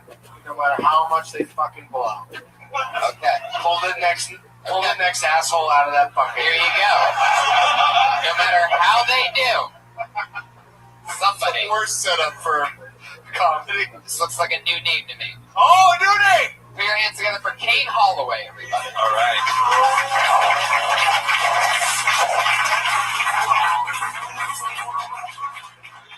What's going on, guys? For like the last couple of months, I've been trying to figure out if I want to marry my girl. And this last holiday weekend, my mom talked me out of it. She didn't mean to. I'm over at the house. I asked her some marriage advice. This is her advice. She's like, honey, any good marriage is where the wife has all the control. And then the husband thinks he has all the control. Jesus Christ. You realize Dad is sitting right there. You can hear him. She's like, I know. And did you notice how he didn't say shit? I was like, whoa. I don't want to be in a loveless marriage. Anybody in one of those? Everybody? Dude, I don't know. I've seen pictures of my dad. I've heard the stories of before he met my mom. Dude, he's a grizzly bear. He was walking through the forest. He didn't give a shit. Starting fist fights with bees. Getting all the free honey and salmon that he wants. He has no idea where my mom is because she's this camouflage hunter in the brush just waiting for him to find a spot to hibernate. When he finally finds it, like, this might be all right. There's a fucking dart in his neck, and he goes down. Then he wakes up, and all of a sudden he's in a cage. Shit. Whoa, the bear came out at a minute. You got close. And, for my money, you're the winner of the Bill Burrow, like. Yeah, no doubt about it. Yeah. I mean, by the way, you're more Bill Burr than Ian Ellis was Mitch Hedberg. Like, that was super cool. It was very Bill Burr, but You're a huge Bill got Burr the fan, look, right? and then there's some similarities there. But that aside, you can lose that over time. Yeah. Watch some Hedberg. Absolutely. I'd say in the early going, use like that, because the audience will sort of accept it at like open mics and stuff. They'll be like, "Oh, this feels familiar, so we like this." So I don't necessarily think it's a thing you need to drop right away. Yeah, you got to stop watching his stand-up if you want to. Just try to be less like him. You got to take a little bit of it gets some audience respect, I think. You got to take the posters off the ceiling above your bed of Bill Burr, and that's super weird that you suggest that he has posters of Bill Burr. But I know it's super weird and wacky. didn't say something like that on this comedy show, Doug, but it almost seems like we're in the middle of it. Is your normal conversation voice Hurry? I mean, or are you like Mr. Burry? Right. When I first started, I got a lot of Brian Regan was like my guy, the reason I started, and then I showed somebody. You got rid of that. There was no Regan. I showed somebody a video of Regan. I was such a huge fan. He goes, "Wow, he sounds a lot like you."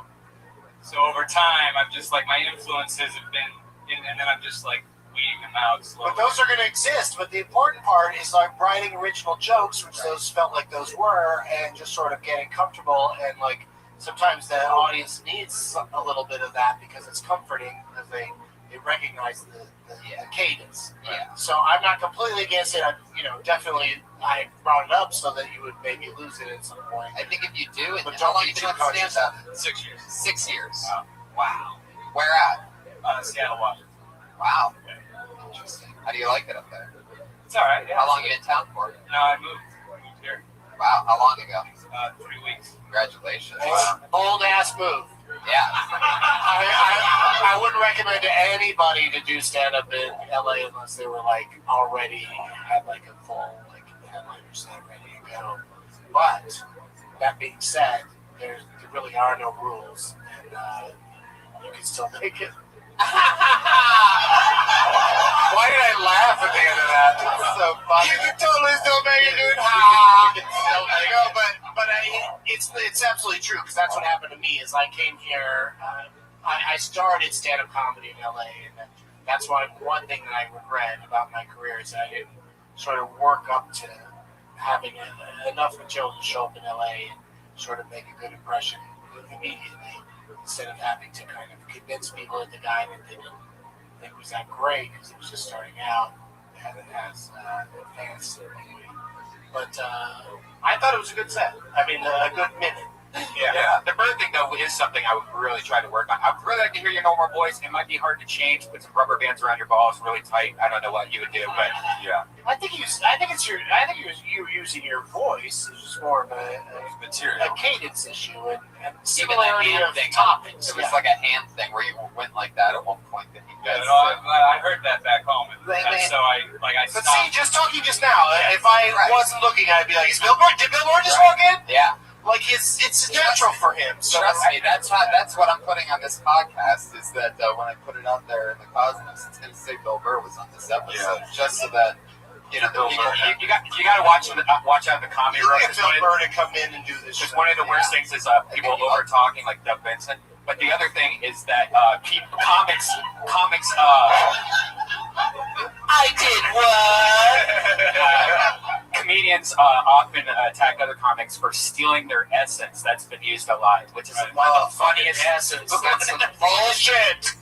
There is a lot of essence, though. Like you watch Bill's last special, right? Yeah. That's what I'm talking about. Like, Yeah, just when you walked out here, you look like you were in black and white. you gotta. I can tell that you just watched Bill's new special. Yeah. Are you recently? Yeah. Right. Do you do a But lot it of road happens. stuff? Sorry. But it happens to a lot of people. Like if I hang out with one of my good pals, Brody Stevens, like there's sometimes where I'll have lunch with Brody, and then all of a sudden we're at the same comedy club that night. Something the next day, it's like you're around Brody for 24 hours or more. All of a sudden you're like, you gotta go for it. Positive energy. You got it. Hey, Reseda. But the thing is, I've been to the Comedy Store. believe in yourself. It's funny that Brian Regan came up because I did a week with Brian Regan, and at the end of the week, he's one of the most, has his own personality thing going on comics of all time. And he said to me after working with me for a week, I caught myself during my set doing some Bensonisms. And I was just blown away. That first of all, he's a fucking liar. He just has his own thing. But it was still nice of him to say that even entered his mind. It's really, you do pick up on things. So be conscious of stepping away from Bill Burr, record your sets, and just try to step away a little bit. But I don't think you have to step away entirely because he's got a delivery that works. But also, do you do the road a lot? Yeah. You should make sure to go back home a lot. You know what I mean? I'm from Seattle. There's so many rooms up there. Oh yeah. You don't want to fail like this in front of everybody constantly in LA because they have memories. You know what I mean? So you gotta go fail somewhere else and then come back and surprise everybody with how good you got. Yeah, I think I said that earlier, but much nicer. Yeah, did you say you said your one nice thing, right? What's your home club? I started Giggles. Giggles. It's dead now. It was Jiggles for a little while. It became a strip club, and then it closed. Really? Was it really? Are you Those serious? assholes really just drive by. Well, we gave you one letter on the sign. That won't cost much. Dude, let's just turn the G upside down. Fuck it. All the way. Thank you. Thanks, Jimmy. Good luck to you. It's on Twitter. K-Nap Holloway. More than 20 simultaneous YouTube streams 4 hours a day. I like it. 360 degrees. I even have a ceiling cam. Rabbi Rothschild and YouTube filtered by bio on my social linktree.com/Rabbi Rothschild. And please send the Discord to all your friends. Discord.me/Rabbi. We talk about things that are going to change the world in addition to making you extremely wealthy or helping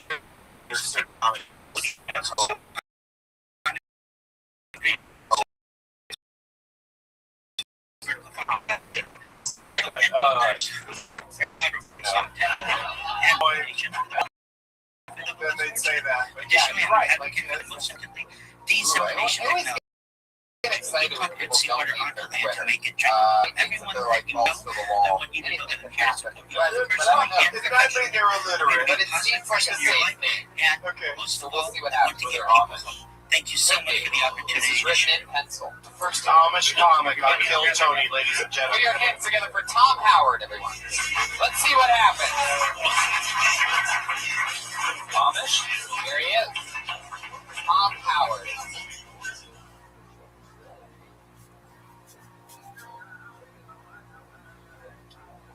A buddy of mine once asked me, Tom, what's it like to be a strong, independent Latino lesbian in modern day America? And I said, Kyle, I think you should lay off the acid. Because your wings are turning green. And then he flew away. I started sobering up and realized I was alone in my apartment. And I don't know anyone named Kyle.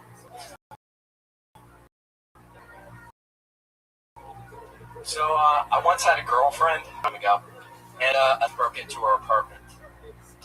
And the way she decided to wake me up was she punched me in the chest as hard as she could. 150 pounds of blood. I was driving. As I was driving, even around, she's like, "You have to go out and defend myself." I'm like, "I'm not going out there. I'm a coward." And were you not paying attention an hour ago when I turned off the lights and took a riding leap into the bed? That way, monsters. Whoa! The bear is out tonight. Some nights we go a whole podcast without ever being something. We haven't. Right, the bear, double dare tonight. People trying to get their stuff. That's it. Miami weekend. Yeah, it's a crazy Weekend show. There was like 7 West Hollywood bears at once. Do you really do acid? Several times. You like that? That was like the first time. The second up because I was at Future Fest. And, Ooh, what's Future Fest? It's just it's this dubstep festival in like the Midwest. And Why? I'm surprised I haven't happened with that. By the way, why does what somebody smoking come up so often? Like, does soaking much weight to, like, most weight I could possibly weigh because I was sitting wet. Yeah, It way was more. maybe an ounce or two on the edge of that. I thought it was a good set. I said I'd say I something. tried to say something nice, and it was a good set, but yes. The soaking wet thing is interesting that still was an expression. Right. It's a weird expression, like soaking wet clothes on. Yeah, you should be like, oh, I wear this much with a fucking suit on. Right. I mean, maybe carrying a barbell weighing 10 pounds, but saying I was this weight soaking wet is just like, well, what's your point? Yeah. In what situation did you get on a scale soaking wet? In your clothes. He jumped in a pool in his clothes, and then he was like, now I'll be more. Yeah, but you bring up the clothes would weigh more than the wetness. And you said you don't weigh 140 soaking wet? I weigh about 140-ish. Right. Okay. Oh, see, we already fixed it. Next time you say it, I weigh 140-ish. You did? He said ish and soaking wet? Kick her out. You're an idiot. Oh, what the fuck?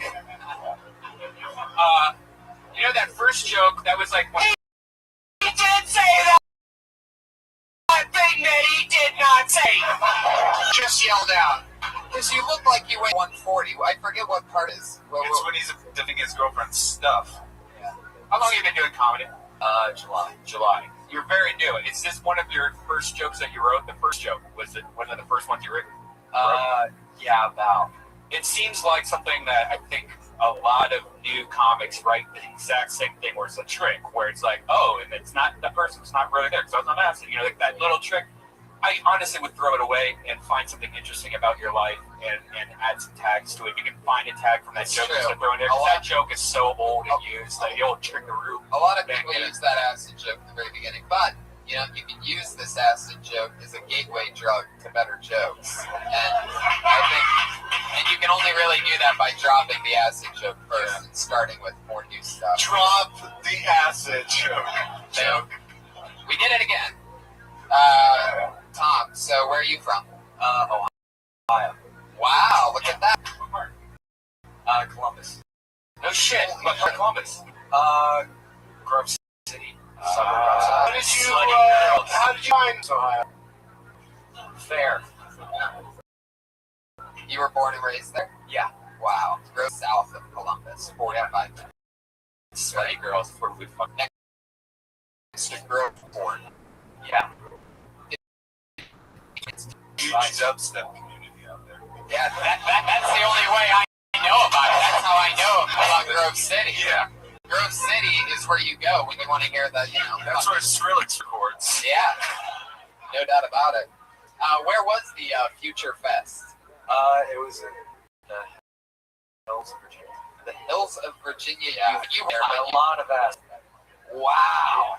Back in your day, how long ago was this day? Like 3 years ago. Wow. Yeah. What, man? Not really. Lost its appeal. Dropping acid? Dropping acid. Yeah. Now, we used to call Grove City Grove, Kentucky, because it was kind of, you know, like this. Yeah, it's. Yeah. Did you grow up very religious? No. Farm boy? Kind of. I mean, my dad was an atheist, and my mom just didn't give a shit. Oh, you say that like he was an atheist for a living. My dad was an atheist. I was a homemaker. You know. What do you?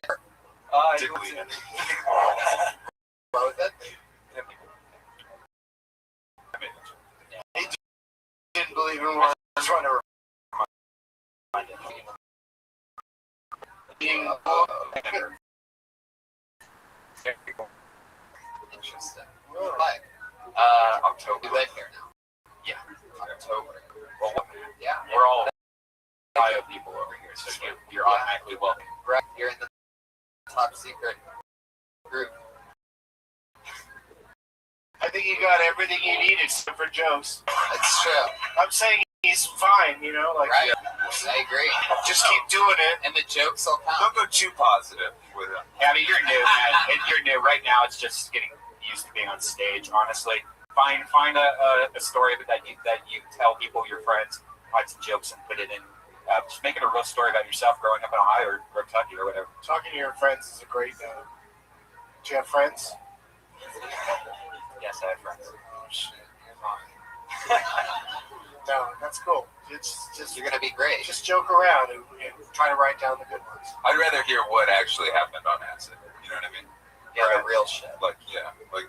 Well, that kind of did happen, actually. Okay, well then other things that happened on acid. More exciting, funnier things. Okay. Yeah, don't make it kind down.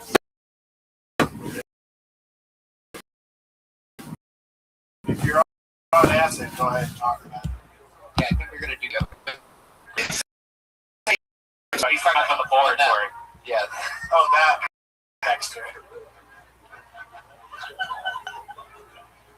You guys are out of control. You don't have. You're not. They don't have Twitter in that part of Ohio. Get a Twitter. I didn't get What the fuck is wrong? Get a fucking Twitter. Computer? Are you on Facebook? Just until like a few months, yeah. Wow, what the man? What do you? There's something weird There's about something you. you're not telling us, man. You moved to LA to keep it Ohio? I don't know. Are you Tom from MySpace? I think it's Tom from MySpace. You're one of those guys that maybe like right before you killed your parents. Right. But I feel like nobody even checks in on them. Like they're just still rotting in the house. Say, well, your parents' corpse is rotting. I'm still rotting in the house. There you go. I nailed it. Tom Howard. Good job, Tom. There you go.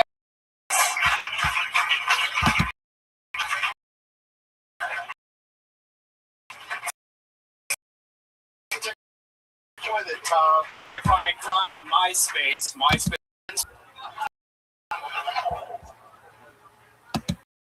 Comedian goes by the name of Kyle McFadden, everybody. Here we go. Kyle. I actually am Kill Tony's first Amish comic.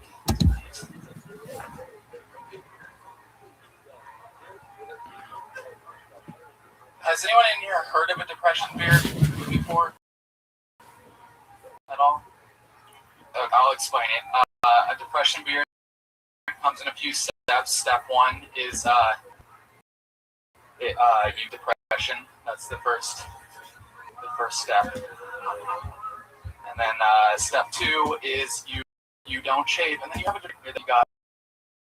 You nailed it. Thank you very much. The depression beard, it's a real thing, and there's a psychological effect. It's a natural mask that shields your face, covers your face from the world. However, there's nothing more depressing on this planet than a depression beard that doesn't cover your face. All I'm saying is I never asked for the ginger ham Lincoln. This is just where I'm at. Fuck yeah! There you go. That's a real. That's what a lot of people say is impossible to do on this show, but that's how you do it. Kyle McFadden. Yeah, I didn't laugh at anything you said, but I like you. I like you. I mean, I feel like a minute wasn't enough for what's going on with you. Yeah, I think you were the first guy tonight that had just a very clear, original voice. You seem like yourself up there. Yeah, it was like a mission statement. Yeah. And you were just staying in the moment, you know? You were just using actual timing instead of rushing, you know, trying to get a minute and 10 seconds of material out in a minute like everybody else seems to try to do. It seems like you took your time and did 59 seconds worth of material. It's really hard to, at my pace, to get a joke out, let alone. Yeah. Well, there you go. You did it. But you didn't compromise your pace. You were like, you know what? So what if I only get 2/3 of a joke in? I'm confident with my delivery. That's a good thing. And when you slowly said there's nothing more depressing than a depression beard that doesn't cover your. Then I think you said face. I Right? didn't even say it tonight. Sometimes I have to. I thought I was laughing before you even said it, but then you didn't even end up saying it. It doesn't even cover your Fresh frown. That's all he had to say. I thought he was going to say frown because I think it's Doesn't funny. matter. Everyone can write their own punchline. Right. No, I know that's frown. Well, not He's going to go with frown. Yeah. Go with frown. Yeah, it's a no-brainer. Is this a real depression, or do you battle with depression? I just switch it for the bit. When does the anxiety Right now. Really? That's so weird, man. Like I don't get it here, but I'm just the weirdest at I get out there like at a real place, like a Rite Aid or a fucking thing, like where it's just like, no, I'm not like safe at all. He gets rock hard. Well, I get a giant boner. You get such a boner filling your prescription at Rite Aid. My depression beard grows out immediately, like in Teen Wolf and Teen Wolf step. Yeah, Teen Wolf step. Speaking of Teen Wolves, are you committed to this look, or are you ever change it? I'm going with this. Real Nick Davis. No one's watching him. That answer. I'm just saying because as a comedian, when you stage, it's very simple and obvious to do jokes about your appearance. Oh yeah, and ignoring your appearance tends to be Hot chip. It becomes the elephant in the room. Talk about it. So I'm just bringing it up just out of curiosity. Not that I think you should change one way or the other, but fucking get a haircut. Whoa! I was joking at the end. Hot chip. Throw a joke in at the end because that was just a. Here's what you should do, young man. But you never know. Maybe it's what's under there. You might cauliflower ear and shit. No. Yeah, he might be from Okay, cool. mixed martial arts and have cauliflower ear. That's what he wears. Looks like a mixed martial arts. He seems like an ex-wrestler, so that would make sense. Yeah. What do you do for work? I do nothing. Wow. All right. What does that mean? Sounds like somebody's a porn. Yeah, you're lying, Tom. You're off the dole. You're just getting what do you call it? Uninsurance. Uninsurance. Are you getting unemployment? Yeah, on the dole. Yeah. I saved up a bunch of money before moving here. Oh, move from where? San Francisco. Did we cover that already? Last week. Oh shit. This is a big San Francisco. Why the move from San Francisco? I mean, why move from one expensive place to live to another expensive place? Because it's surprisingly way cheaper. It really is. Yeah. Okay. Crazy All right. cheaper. I believe you. Yes, San Francisco is expensive place to live. I hear that every time I go there. I shared a room with someone, and now I have my own room, and I pay $300 less. Wow. All right. Yeah. But now you have to make that money. Less bucks. So what are you gonna do? I'm going to see how long my money lasts, and then I'll get a little shitty job, like Jamba Juice or something. Yeah. You're months for 2 days, and you'll be fine. He meant 2 days every few days. It's gonna be a real game changer. Doesn't work at a weed store. What's up? Something that you like or buy every day. Well, I can do I have a few gigs I can do up in San Francisco. Wait, why did you work at a weed store? Because he looks like a space smoked weed. Did you smoke weed? I've never smoked weed. Wow. I knew it! I totally saw a straight edge hippie look. You let me just blow it in your mouth? Maybe. What kind of music do you listen to? I have the shittiest answer for this. I listen to all music. I'm not invested enough to be like jaded to be like, that's crap. What do you listen to? You seem like if you were in the back, you would get mad if they played the Eagles. I forgot my slippers at home. Mumford and Sons. What are you invested in? Movies and singing. Okay. That's my favorite things. Well, I think, And food. I mean, as somebody, I have depression, and I'll tell you this, it's not going to help you much if you aren't invested in things. Right? Yeah. Because you got to have shit. I think the depression shit was like, a lot of people come here and they're dirtbags. They come to LA and they're dirtbags, and they're like, why is not more happening for me? And it's I don't want to work with dirtbags. So, but like I said, I'm not trying to besmirch you. Yeah. Whoa. That's a dirtbag. 90 episodes of Kill Tony it took for besmirched to be said. Wow. Sorry, I think so. I can't believe it's never been said. Kyle, I love your style. It was good to And also, he loves to rhyme. I love doing green That was tile. actually a complete coincidence. Kyle, I like your style. You don't mean to pile. See it on. See you in a little while. Say Kyle. Oh! Kyle Madden, everybody. There he goes.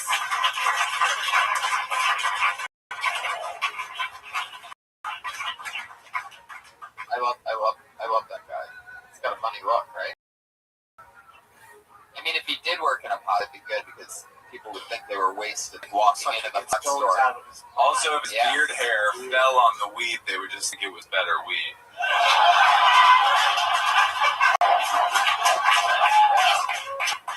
Fucking bravo. I love it.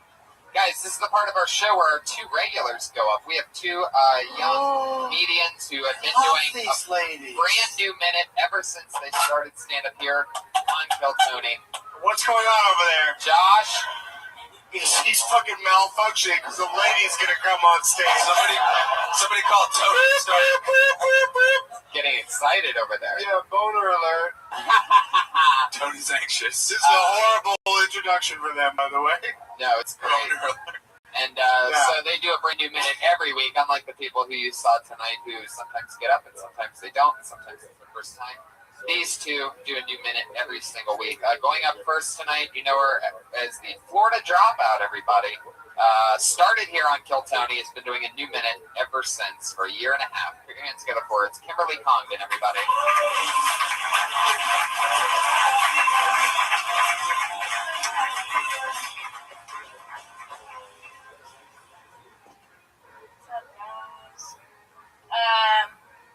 Yeah, I'm kind of having a weird night because I came here and I just had to buy my own drink like an ugly girl. What is going on? I've been noticing some things. Like, have you ever noticed that old guys ask for hugs? Like, you walk by and you try not to make too much eye contact. They always turn around and they're like, I can't get a hug. That's an ugly guy anthem. Like what they say. None of the hot guys are hugging, you know? Girls are hugging them. Everyone stop asking me for a hug. That's it. Wow. 52 seconds. Oh, wow. We're nicely under the amount of time, but seriously, I need a hug. Your joke's correct. Kim, I talked to you earlier, and you were like, I don't have anything for tonight, and that's so amazing. That's one of my favorite weeks that you've had in months. Congratulations. Thank you. Well, yeah, I was just sitting out front with Edie, and I was like, about stuff. She's like, just talk about something. She's like, and then we started talking about how whenever I come here, I see the same thing. I'm here a few days a week, and I always have to give them a hug because I'm a girl, and I'm like, I don't have to hug you every time. You guys don't hug each other every time. That's a trick that we use just to feel your boobs. No, I get it. I know. You should throw out the fist bump right away. I do, and you know what? We talked about sometimes we'll high five, and then guys will do that thing where they'll like. What I'm talking about, like they'll like glass to your vagina. Yeah, you guys are fucking weird. You gotta talk about that. You should flag that guy. Put those guys on blast if they're doing that. Right? Let them do that.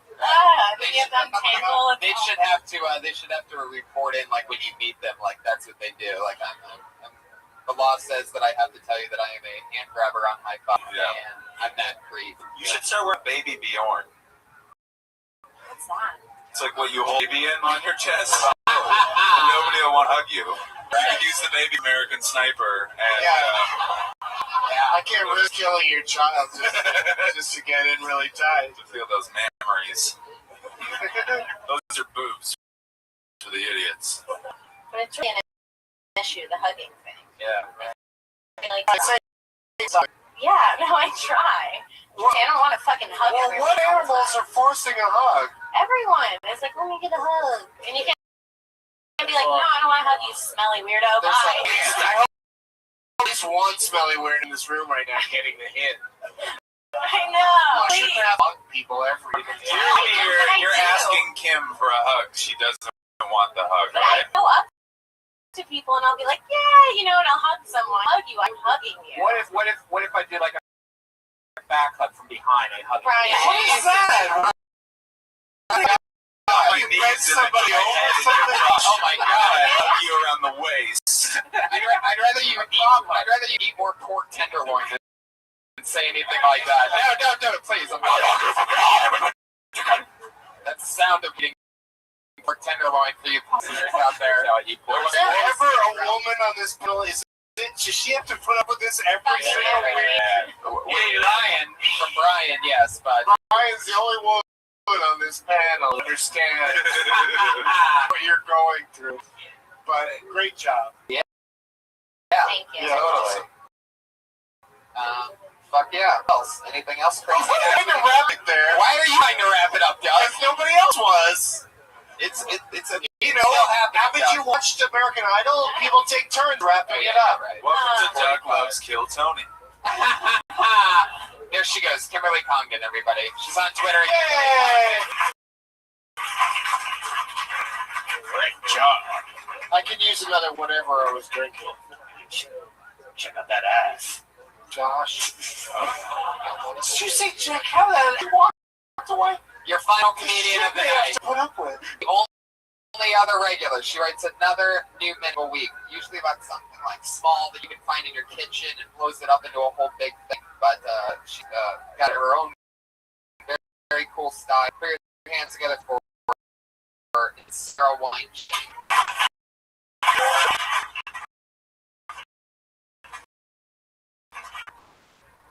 Doors. Fuck, man. Those doors. We gotta stop them. Fuck, those are the extinguishers. Criminals. It's the doors. We gotta stop them.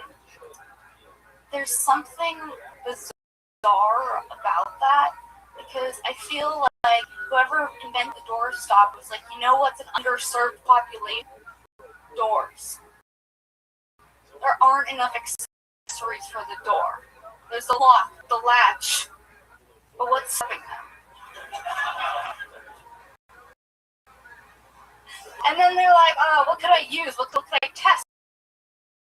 And I went and got some things around, a little piece of rubber. I want to make it happen. Fuck yeah. Doors and classic. Come on! What the fuck? Put up and boardwalk about He was like, it was almost like it was an emergency. Like I might have died if he hadn't got it here. That's so anxious. Almost. He said that before. He poured a shot of tequila on me one day. Just literally just Did the exact same thing. I appreciate that enthusiasm, but the thing I wanted to say amazing about on the that doorstep. performance was to be introduced. Here's someone coming out to do a set. They usually say minutia, like to be described so specifically before you come on doesn't generally happen in stand-up comedy. And then he said that, and you came out with door stoppers. Like it was amazing. Yeah. Like you set her up and she fucking ducked it. Well, that's The way I look at it is, since they're writing a new minute each week, like, anything that I can do to sort of, since it's just a minute, get the audience in the mind frame of what they sort of maybe expect, then that's how it will work in a longer set when they already know that she's established. Like a minute. Well, you had to guess. What if you would have said, oh, she does these minute things, and then the first thing she said, let's talk about the UN. Yeah. Like, suddenly you fucked her with the intro, but she's a pro, and she switched it up. 92 episodes, and I guarantee you, there's no way UN's coming from Wine Shank. I know it too well. maybe mayonnaise or like the dustpan. The dustpan. Anyway. I just wish you would have taught that always the door stopper, man. More stuff like that. The fire extinguisher.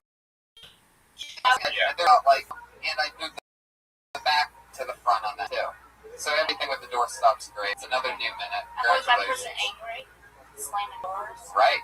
There already is a door stopper. We know this. About the also like a door stopper's there, it's the handle-shaped hole in your wall. Yeah. Right. There's something. It was somebody talking about the doors and was just like, you know what? We need a door stop. Knob's been working double duty. Yeah. Yeah. You know, Yeah. the rationalizing the entire thing. Like, anyway, no matter what, it's another great new minute. I'm tired of Val Kilmer. We need a stopper. Good job. Sarah Banks on Twitter, Princess Shank, Kimberly Condon's at Kimberly Condon. Those are the Kill Tony regulars. Guys, we did it again. The three of us will be on the 311 to Jamaica. That's right. Us and 311. Three of us on this panel. I wish Brian could go because he would certainly fit in with that situation. Yeah. But yeah, the 311 cruise from Miami to Jamaica. Yeah. Are you going to be on it? Or now look at you. Are you Jamaican? I think it was just topic for Jamaica. Aren't you Haitian? You just like islands. All right. Cool. He just likes clapping. He just likes loud clapping whenever the opportunity presents Doug itself. Benson on Twitter, guys. Give it up for Doug Yeah, Benson. Doug Benson on Twitter. Thank you. George Perez was the Patriot. What do you want me to promote? George Perez is George P Comedy. George P Comedy on Twitter. Andy Haynes. I am Andy Haynes. I'm Andy Haynes on Twitter. Thanks so much. We love you being here. Shout out to Cameron Gray, rapper extraordinaire. Yeah, he had his Kanye's mind. At Josh Martin comic. At Elise Stuart Thompson. Yeah.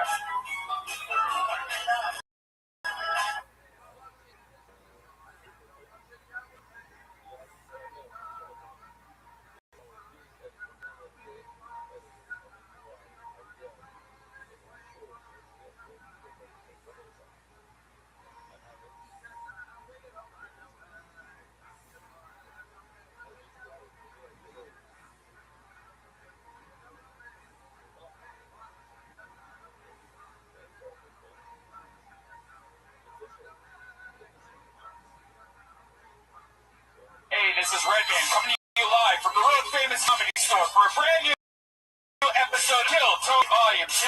Give it up for Tony.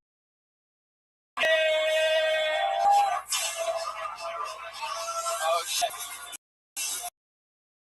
Here we are. We're doing it again. Ladies and gentlemen, Brian Redband is here, everybody. Right to my left, my buddy old Alex. We'd like to say hello to both you, the live audience, and the hundreds and hundreds watching live on Ustream right now. Yeah. We are the only streaming podcast at the Comedy Store. Welcome, everybody. That's a first in history. It's true. Yeah. They've never done that before. Yeah. This is like technology meeting the oldest building in the world. Very Wi-Fi signals and this exists in the exact same room, but we're doing it. Guys, welcome to Kill Tony. We're gonna have a lot of fun tonight. It's fucking busy here tonight. Very excited. Our own sponsor is here. She's Elise Lane. She's right over there. Gourmet chef, all your catering needs. He cooks us a meal every week, and it's Brian will show that I smell really good. It's pork belly banh mi with pickled carrot, cucumbers, jalapenos, basil, cilantro, and Hassan aioli. Delicious. Stop that, Brian. Never again. Never again. I'll put you in a fucking booth like Robin Quivers. You hear me? Stop around me. You want to end up in a fucking glass booth? She's at Elise Lane on Twitter and Facebook and Instagram and stuff. We got our work recently. She's now Russell Peters' gourmet chef. So you might be wondering, I don't get it. Why does this idiot have a chef on as a sponsor? Think about it. gourmet food every single Monday. It's always delicious. We love you. Guys, let's jump right into it. Every week we have a brand new page comes and keeps us safe. It's always a very, very funny comedian friend of mine, and it's always just fun to have an extra pal on board the crazy shit. Put your hands together for tonight's Patriot. It's the second or third time doing one of my favorite people. We met on a shoot that we shot with the caveman about 4 years ago, and we've been friends ever since. One of the funniest comedians in the best of the house. Ryan Mervis. Fuck yeah. I love this look. Me too. It's like a crazy Sons of Anarchy. Beautiful. How you doing, Merv? I'm feeling great. What have you been up to lately? I've been snowboarding. Oh, yeah? Enjoying the fine California roads. Interesting. You snowboarding, huh? Yeah. Does anybody get on that lift with you? Are they willing to go on that diagonal ride of shame where they're just hanging onto a pole? Yeah. It's like a slingshot. Right. Flip that out. Yeah, I'd imagine that when you got off the ski lift, everybody would feel that. That could be something, right? It's an added effect of fun. I don't know. What's your second favorite thing about snowboarding? My second is the beautiful pristine. Yeah, it's a real answer. A lot of people would have tried to say something funny right then, but not you. You just went right with it. Answered really honestly, straight from your gut. It's not the big place to choose from. A lot of honesty in there. Oh, yeah. Merv, I'm happy to have you. This is the kind of guy that we go on, we do our desert excursions. We've had a lot of fun together. We've been to music festivals. But we met on a Geico commercial shoot. We shot we landed a commercial. We shot it with the Geico caveman. And Merv and I got a little too high before the shoot. We thought we were all alone and that like nobody moved up right before we got out of the car to go shoot the shed. And we thought we had time. We smoked pot. It was really, really good pot. Next thing you know, we were stoked to the gills. Like 2 seconds later, we're like, we got tons of time. Right. We're like, this is going to be forever until we start, have to go to hair and makeup or whatever. We smoked. We were blitzed.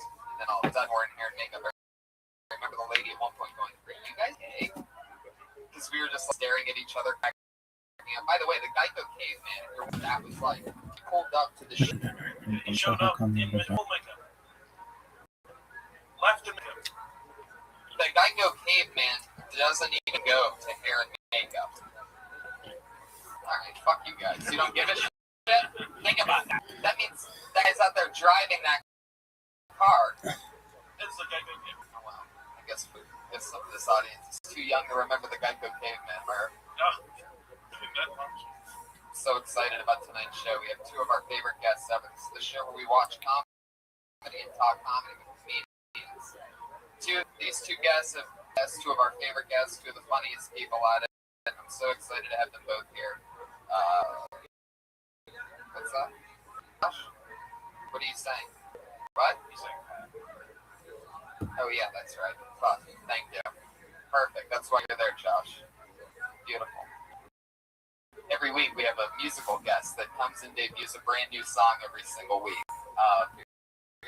With special guests tonight, Death Squad super regular, creator of Thunder Pussy, Jeremiah and Jeremiah Watkins. Great talents, other 2 of my friends. Set back for more. This song, this is where we're regular. Hey guys. This is a song that we know how to play. And it is entitled Sad Love.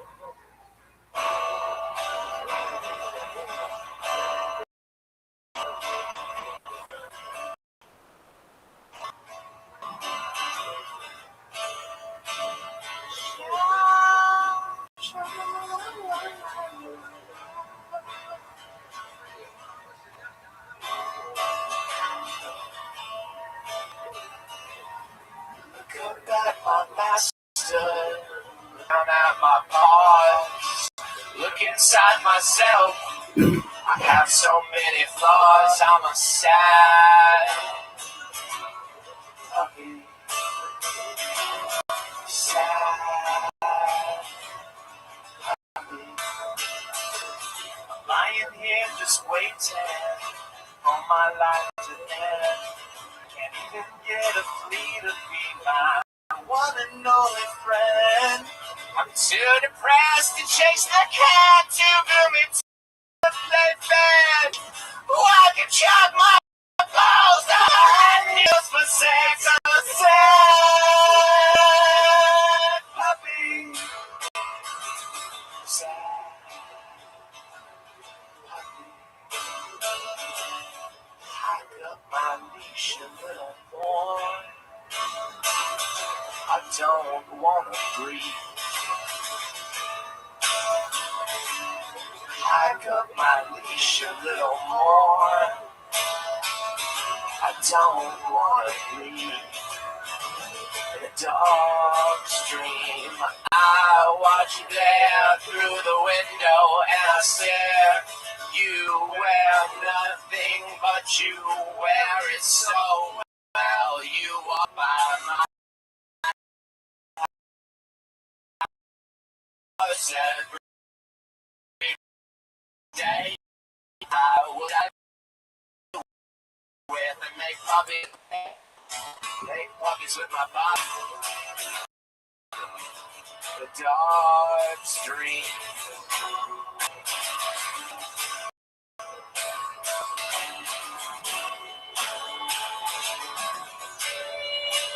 Jeremiah Watkins, ladies and gentlemen.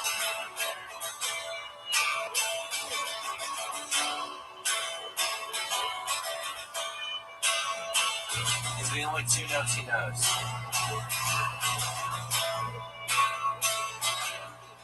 Had some tasty chocolate, but it just made me sick. Why'd you chop my balls off and just leave me a dick? I'm a sad puppy. The same two notes again. Don't applaud. Sad puppy. Sad puppy. Roll. Can you stay? Wow! Unbelievable. Fucking complete awesomeness. Jeremiah Watkins, ladies and gentlemen. One more time.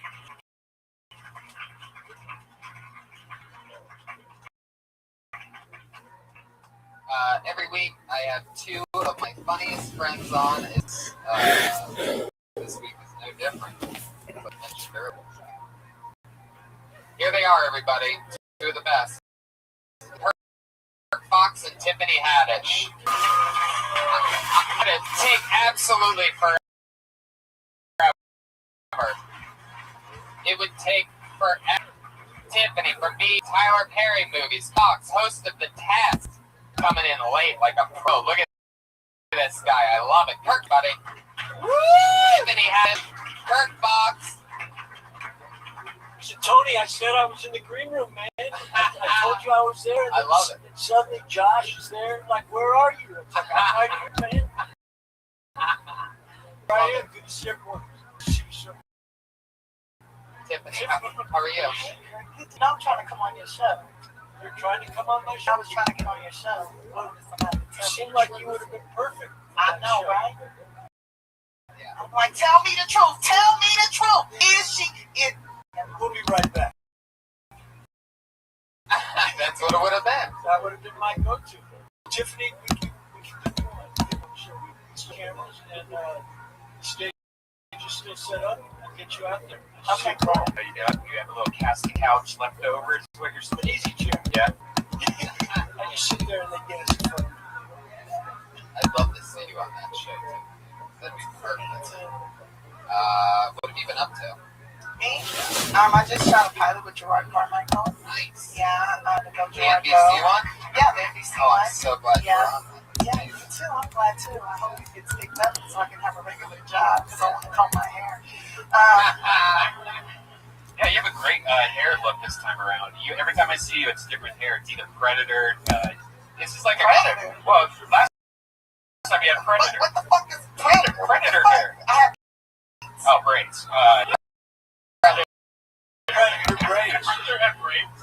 Just all This is a part. I mean, you could slam your head into a wall. You wouldn't even know. The pillow is so comfy. Oh my god. That's a calmed down version of it, right? Like when you first got that, it was a little bit more crazy. It was super big. You have to picture there's people like it looked like that. Does it get bigger when you're mad? Sure. Isn't there a lizard that puffs up in them? So, Yeah, the bearded dragon. I am that. No, I'm a unicorn.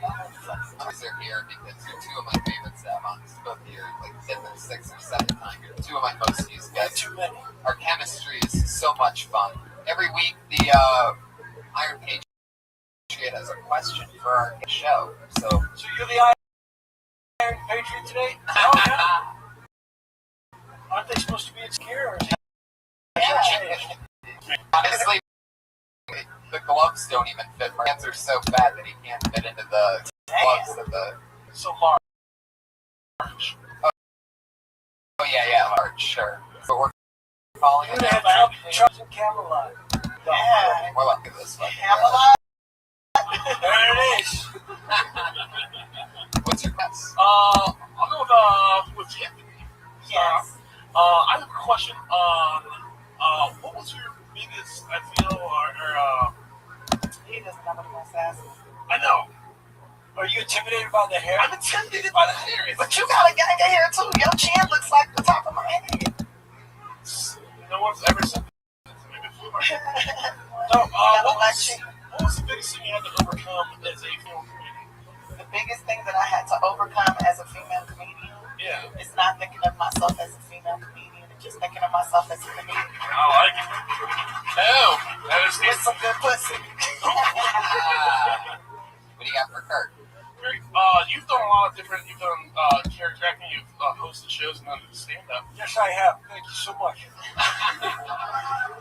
Of all the different tricks you have in your bag, there are no tricks. This is just who I am. Rephrase that. Of all the attributes you carry as Kirk, that's better. What would you like to know? What's your favorite to do out of all of your entertainment ensemble? It doesn't really matter what I'm doing. I just want to be present and honest and love the opportunity and know that I can be dead now. So enjoy every moment. So right now, this is it. Oh, yeah. I think every comedian tonight, when they go on stage, they should treat it like their last time on stage. Yeah. Exactly. Respect the chance to go out strong, and if you tank it and die on the way home, people will remember that you tanked your last set of comments. That's what they will remember. So that's the thing. Believe in what you're selling. You too. Get your questions together before you come out. Over 30 comedians signed up for the chance on tonight's show. All the names are in a bucket. Comedians, you know your 60 seconds is up when you hear the sound of a kitty. That's what it sounds like. That means wrap it up then, or else you're going to bring out the angry West Hollywood bear. Oh,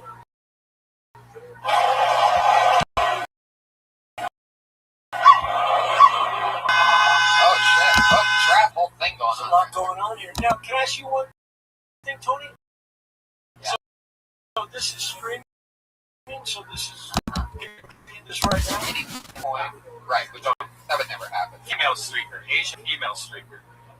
So then that would look like a little girl running around naked. That's not cool. That's what you're looking for. Holding her driver's license in there. What's cool is that Tiffany actually, made friends with a 14-year-old who does. That once dangerous. And he will go up. Yeah, I wanted you guys to since see him and give him a chance.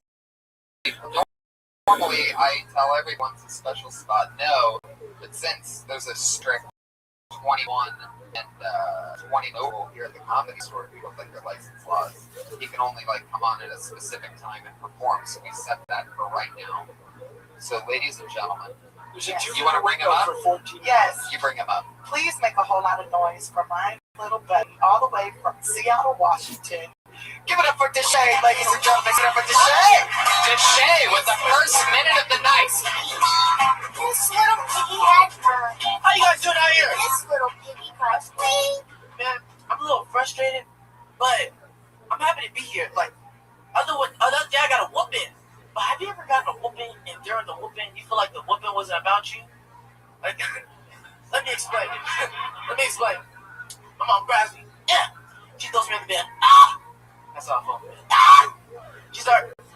tearing me up. Boy, did I tell you to stop playing around? Okay, I was playing around, but then she started seeing things that made me realize like the woman wasn't even about me. Boy, did I tell you I ain't got the money? Mom, what money? On the other hand, my dad, he never was, because I think all dads are just lazy and you guys don't want to get off the couch. My dad just stays on the couch and just listens to stuff throughout the whole day while he's watching this. Yo, better not be on my Xbox! You guys do that little fake thing with your belt? Don't make me get my belt! But you guys don't get up. Don't make me get my belt! Hey guys, my name's Deshay. Fuck yeah, Deshay. Deshay! So cool. So Deshay. Hey, stay up. Deshay, Stay. you get to talk to us now. That's so cool. Alright. I love your style, man. How long have you been doing stand-up for? Like 10 months. Wow. Were you 13 when you started? Oh my god. I did his birthday party. Yeah. That's amazing. She was twerking for the 13-year-olds. Wow. I was not twerking like the 13-year-olds. We're not going to talk about that. Did she did the art there? No. They don't even know nothing about that. Shut up. Did you hire? Did you hire me as a respectable her to twerk? Did I hire her to twerk? No, we didn't hire me to. No, it was a bonus. It was something like. It always is, my man. Yeah, they was playing good music. Your stage confidence is ridiculous. Yeah, you seem so smart. You just owned every open micer in this room. Oh, I don't know about that. I mean, relax, Brian. Just stage presence for being so young. Your stage You're 14, but you have the everybody. stage presence of a 15-year-old. Yeah. Yeah. It sounds like marketing to me because you seem way too smart for 14. I feel like you're just like a small 27-year-old that just spit next website. I wish I could tell the ladies that. Like, you don't know how. Wow. How did you feel up there? Up here, yeah, I felt great. You know, just I don't really get nervous. It's just when I feel people And laugh. did you feel that you were talking with us or at us? I feel like I was talking with you guys. I was telling you guys a story. Like I would tell my friends. That's what I always do when I tell say comedy. I'm with my friends. I'm just telling you guys a story. Wow. What the fuck are you doing? Will you hire us? You brought this guy out first? Will you please hire us in 7 months when you're like show business? He's a great writer. He can set up your podcast and websites and stuff. He does great improv and Did you kidnap him? No, I didn't kidnap him, but Was this your boy? maybe my boy now. Like I'm gonna go ahead and make him my. I feel like going out and finding a hot 14-year-old. He's gonna be a star though. So you're getting beaten though? Is this? Let's talk about this. I mean, we might as well talk about it. We can help you. Is this a cry for help? Listen, I want to tell people what's happening to me, but I just gotta mask it as a joke. Did your dad yell at you like that? Huh? Did your dad yell at you that aggressively with the belt? He told me to say no. What you should do is you should bring a 45-year-old home tonight to just talk to them. You can say, listen, I met this comic at Kill Tony, and I just brought him home, and he wants to see your belt. He wants to see the belt. How much material would you say that you had? Like, how long of a show do you think you could do? Like, wow. It's amazing. I know. That's all you need at 14. I just started, you guys. Yeah, and he's really good, you guys. But what's great is, what's really I mean, amazing. especially after 10 minutes at your age, you'll grow out of it. I mean, in 10 minutes, that shit won't even fit you in 6 months. So don't get too much unless you can borrow. You have older brothers. Yeah. Jokes. Yeah, use some of his. Do you like tigers? No. Because he got a tiger on his shirt. Oh, because are those your pajamas? Did you sneak out of fucking bed? God damn it. What I love is that you came out and you performed and you put on a great show, but now during this part, you're still yourself and you're just jokes right there in the pocket. Like, it's very impressive. Keep your mind, stay sharp through it all. You're probably going to be a really, really big star, so don't go all. He will be a big star. Don't go all Michael Jackson on us, all right? Don't change colors. Can I make one? Can I make will stay as dark as I Can I Don't make do one? the Bieber Can I shit. make one suggestion? Just at some point when you go out on stage, at some point, do your jokes the way you're talking to us right now. With that kind of strength, if you came out and just chilled, the room would freak the fuck out. If you came out just like that and said, I'm having a bad day, I got my ass kicked.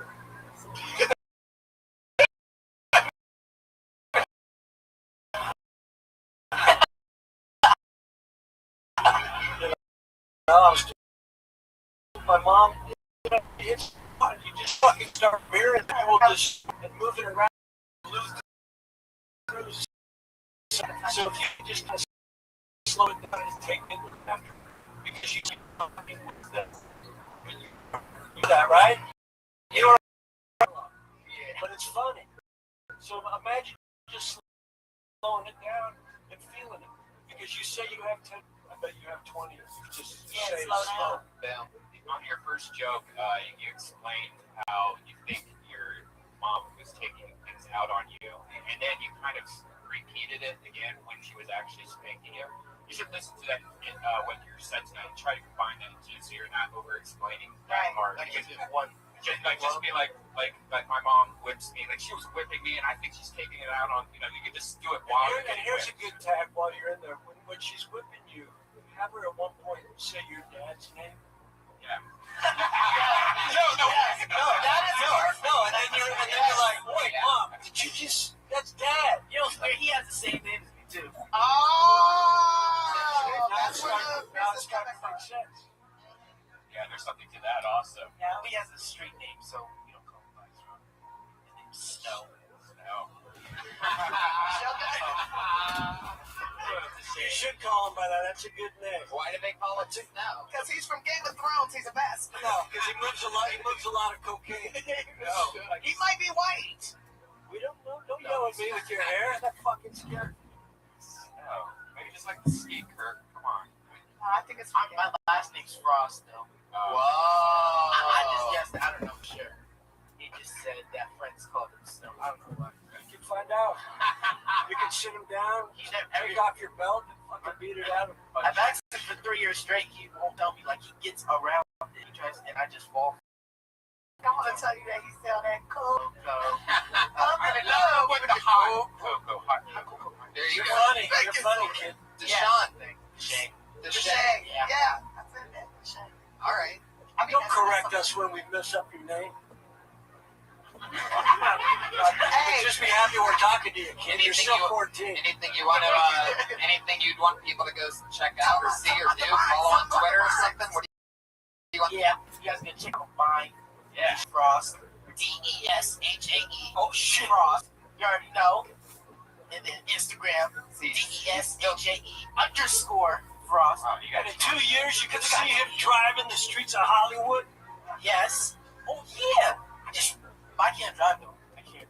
No, in 2 years, I said. I know. I can't. My mom's trying to teach me now, but like she don't want. We should have a cop show. We should have a cop show, just you and me. You and me. I'm gonna be Instead right. of Turner and Hooch, it's just like Kirk and Deshaun. Kirk and Deshaun. CBS this fall. That's actually that could be picked up probably. I wouldn't be driving. I'd be running and hiding in like little small buildings. You probably wouldn't even catch me. He's like Stick to your material. You're losing us. Deshaun, it was nice to meet you, man. Have a great night. There you go. Deshaun, buddy. The future. The future. All bow down to the future. I'm so proud of you. One day you'll all be saying, I think that I'm not proud of you yet, kid, but I got plans for you. You saw my belt. I'm proud of Just wanted him to feel comfortable. That's why I was a little abrasive. I wanted him to feel like he was still at home. Well, to the bucket we go, everybody. Well, I just want to let you guys know that every one of us on stage is going to get a big fat blessing because you let the young man get up on stage and do his thing. And I remember when I was that age, nobody was. Fuck blessing. 5%. talk about. Just that it would give me a chance when I was his age. Just so happy you guys were looking to do that. I like how you made it about race. That was awesome. Name out of the bucket.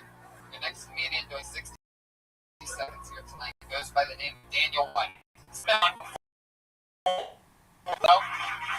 13 years old. Oh, it's Tipsy. Whoa, he's got a guitar. Look out. Great. For your night, everybody. I just want to clear something out, a little myth. They say that playing guitar helps to get you laid. I've played for 15 years. I'm here to tell you that that's complete bullshit. You have to. You got to have other things, okay? When you look for it, you got to be able to sing. That helps.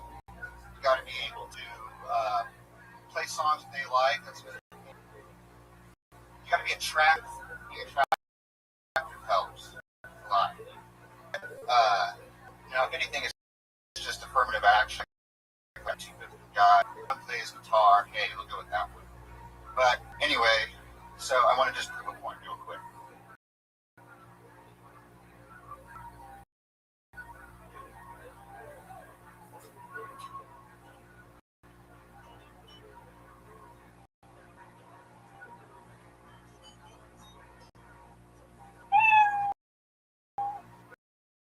Now, who wants to fuck?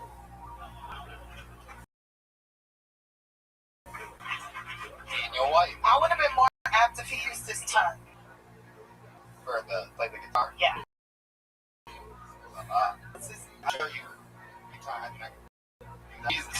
guy just came in his pants over here. The way more dry.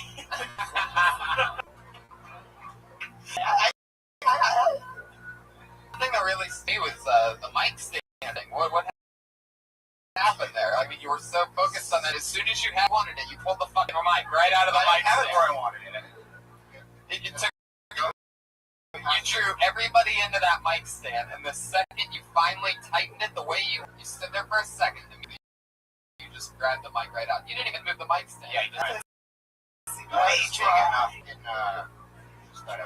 Is there something wrong with the mic stand, or were you fiddling with it on purpose? So that's a whole part of the game. Where you like it right here. You know what? Fucking holding right there. Like, what the fuck? I mean, Are you talking about what Tony's saying is you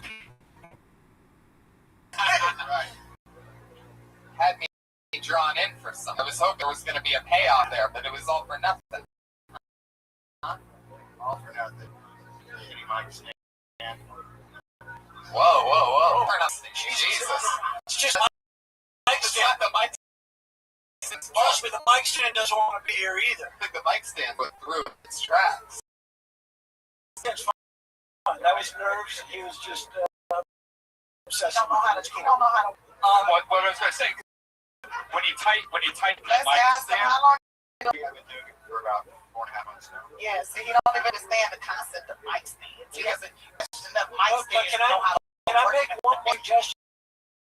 Now, if you're going to come out with that guitar, I wouldn't. You only have a minute up here. I would just hold on to it. Yeah. That way it's with you at the time. Yeah, wear it up here. Wear it like a backpack. I mean, if you're bringing a guitar up, fucking live in it. Let us know that shit is party. And really don't. And try and cut down the introduction of what you're going to do. The shorter your introduction, just get to it. Can you take that beanie off? What's up? It's a messy. But your hair, like, show that off. It don't match the jacket. And you just went from train engineer to accountant to real life. That was amazing. That was insane. But you do better. That might be Superman, bro. I don't know. You do other I don't know what wet book you've been reading where the Superman looks like. Part of your act voice? No, it's not. It's not. I was just kind of trying out that more. So as a friend, I'm going to suggest you never do it. But listen, we're all in this together. Say something that doesn't work. I expect everyone to say might want to lose that. I mean, if you're going to have a profit, it shouldn't just be for one joke because it takes away from. Let's say, hey, if it doesn't work, it doesn't work. That's what I was kind of. That's not funny. It worked with a couple other people, so. Maybe you were pushing through it that time. That's what I was thinking. Or maybe you didn't just do it for your friends. Do you carry that guitar around to just do that one joke? Yeah, I have other. I've been. You play the guitar. They never get laid. Oh, not really good. First, never been a factor. Lots of alcohol, you know. I mean, What's that? Are you Bill Cosby? Now all of a sudden I think there's bodies in your and I'm guessing you live in the basement. Am I right? Not a car. right. Semi-right. Oh, yeah, it's just there's no windows. Feels like a basement. Whoa. So it's like a dungeon. You live in a garage? That's what you should be talking about. You should talk about what's made you this way. Video games? Like no windows. Have you ever been with a black woman before? Half black woman. What was that? Which half? What's that like for you? Excellent. Just I don't discriminate. My just doesn't. Do you think Tiffany would break you? He said his dick doesn't discriminate. I never met one that has. Are you mixed? I'm a quarter Hispanic. A quarter Hispanic? Hispanic. You should talk about things like that. I thought you might have been a little bit like maybe the autism. It's like the skinny person. You know, the officer. What's your favorite joke? Do you have a good joke you can tell me now? Just tell me a joke right now, because I know you feel that we're just bashing you, but give me one joke right now. All right, are you familiar with Ganesh, Hindu deity? Got his head chopped off and replaced with the head of an elephant. I just imagine Ganesh looking in the mirror after that happened, seeing that elephant head there on his shoulders, wondering to himself, why could this happen to my dick instead? Full-time guitar from now. All guitar, everything you do. Everything you do has to have a guitar. Yeah, I think you need to just strap yourself up with instruments before you have one of those pedals where you step and there's a little drum. You just gotta get a little more. Yeah, I mean, yeah. You just get yourself right now. Yeah. And you should just believe in whatever yourself. Get out of your head is that you want a ton of shows all the time in uncomfortable situations. Years and good comedians judging doing it 4.5 months. So. Yeah. What do you do besides that? A lot of musical stuff. Doing what? Office stuff. I work for a video game company. I work for I knew you fuck with video games. Come on, now do you do quality control? You just can't tell people. Oh, no, I'm a data stuff. Oh, look at that. You got benefits. Talk about that. Talk about that, because have you ever been with a black woman before? More than that you work for a video game company, cool, but you work the most boring part of a video game company. Yeah. Love that. Boom. There you are. You ready? Dano comedy. Yeah. Think of Dano. You ever go on stage guitar before? I went on stage with the mandolin one time, and it was a little big mistake. What'd you do? I tried to sing a funny song, a bad song, and not funny. And Tell us how not funny it was. This sounds great. How bad was it? What was the song And then tell us what a mandolin is. a mandolin is a string instrument, But it's tiny, right? it's tiny, and I have giant hands. So the wrong instrument for me to play. You know how to play it? You should have brought a cello up. Well, and then fucked it if they were going wrong. Just start fucking it. The song that you played. That night it was about sex, and it was just no one wanted to hear about it. Oh, jeez, I can't imagine. It was about terrible this must have been. yeah, Like, I'm trying to dig anything up, and you just keep trying to bury it. Like, no, please don't make me say a line. Oh, You still have the mandolin? Yeah. I pulled another name out of the bucket, guys. This guy's been on a few times. He studies brain science, neurosurgery at the University of Southern California. Oh, maybe I know how. His name is Ori Amir, everybody. Here he is.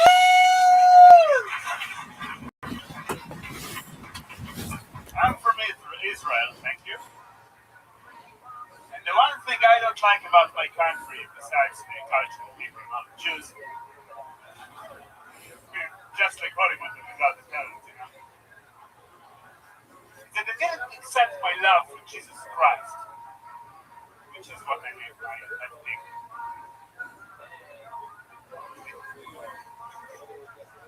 He told me it wasn't kosher. It wasn't the true Messiah. If it wasn't the true Messiah, how come it tasted so divine? Don't worry, it's okay for me to tell this joke because Jewish and Christian is vegetarian. And black, just in case. My point is, I can say this crazy shit because I'm a foreigner. You would assume it must be normal in my country. You say pretty, I say tomato.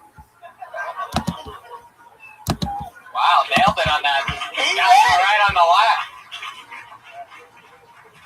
By the way, yes, that's how Ori actually sounds and talks. I know I probably should have said that in the short intro. My favorite thing about you is you preach peace. And show them the back of your shirt. What's your thing say? I actually don't know. It says war. Really? You know that you're just wearing a sweatshirt that encourages war. He's just a natural Bond villain. I did not know there was a swastika tattoo on my back. I'm from Israel. Everyone thinks I want to fight. What am I? Is it something I'm wearing? But it's something adorable about you two at the same time. Possible. Yeah. You're such a great villain. Yeah. Can you say I'm gonna fucking chop your goddamn head off? I'm gonna fucking chop your fucking head. Why do you say it with a smile? Yeah, that's what makes it even more fucking scary. Jesus, he's such a good villain that he's like, I'm gonna do that with a smile. I didn't think we'd have to, but we're gonna have to dub his voice. He's the Joker, man. Say it calm. Don't overthink it. Relax. Oh, fucking Jesus I'm gonna chop your Christ. fucking head off.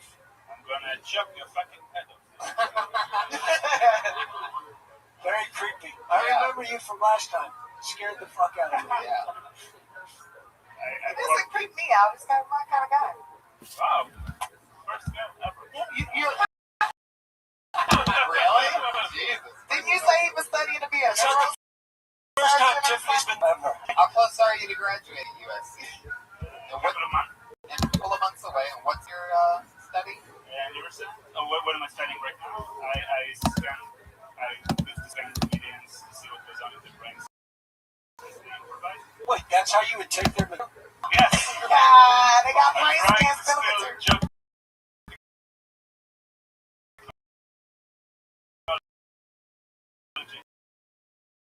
So you're a brain. You could possibly be a brain surgeon. Show people what could actually fuck up. No, by just talking. Something like this. Yeah. Wait, so this is what I need to know. Do you have an MRI machine? We have an MRI machine to my disposal. One to your disposal. Have you Now, ever? that's Shut up! Wait, I need to know. Have you ever put have you ever put a black girl in an MRI machine? Oh, shit. You want to? Wow. I know people who experiments on that, but That'll be an experiment. I just want to see if I got cancer. Oh.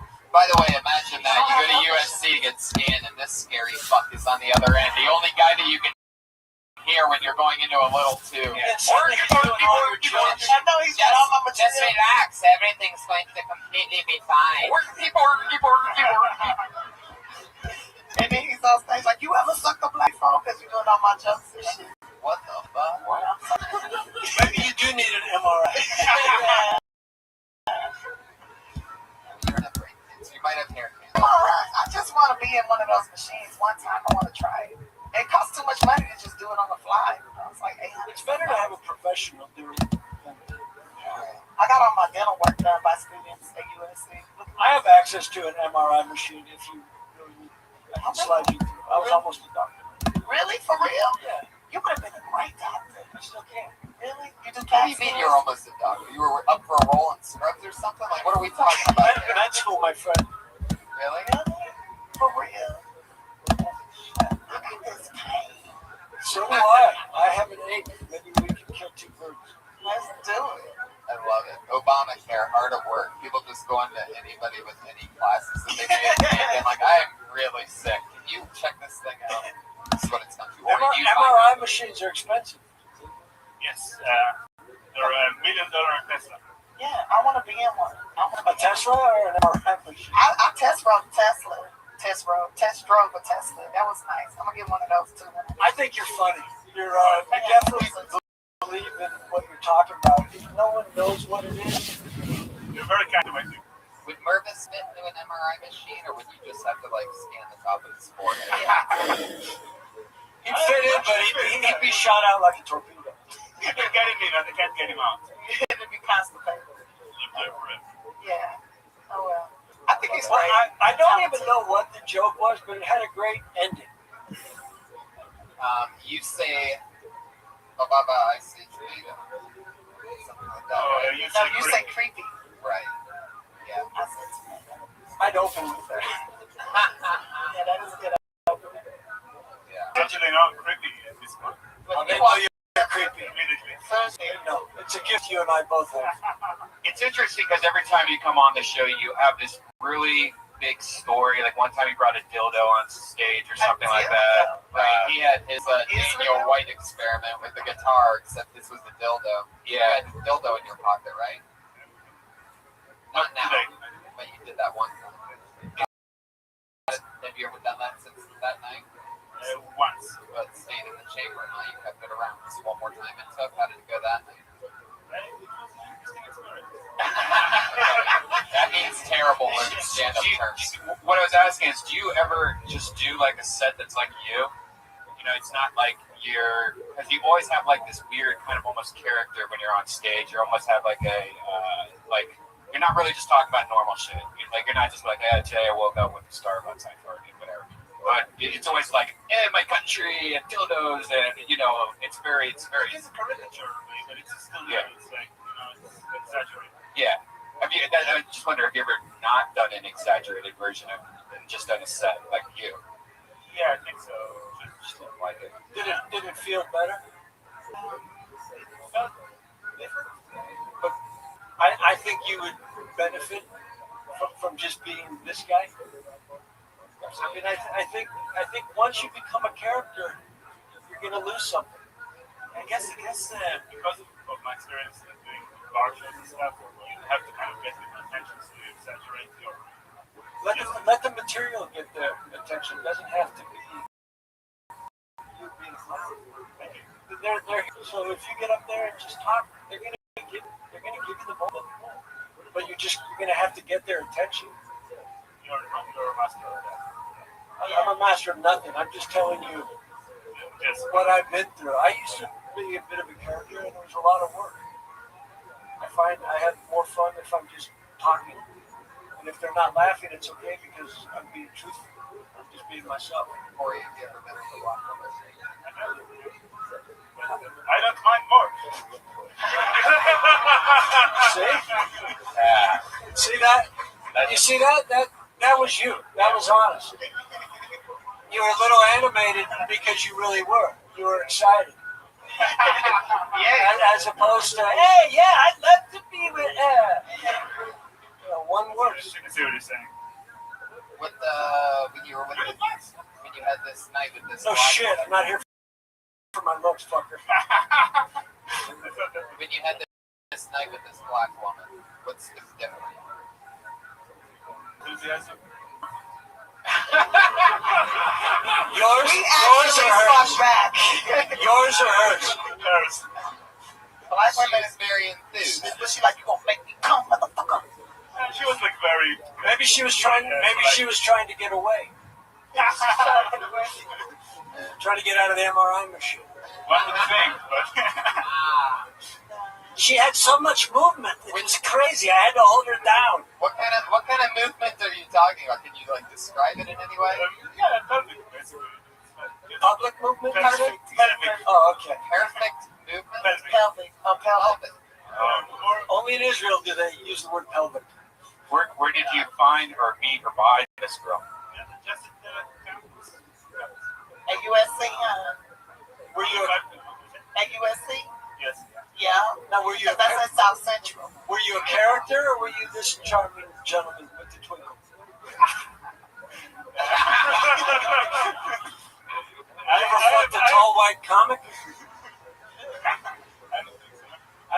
have With a mustache? little sense of awareness. I'm not sure what it was.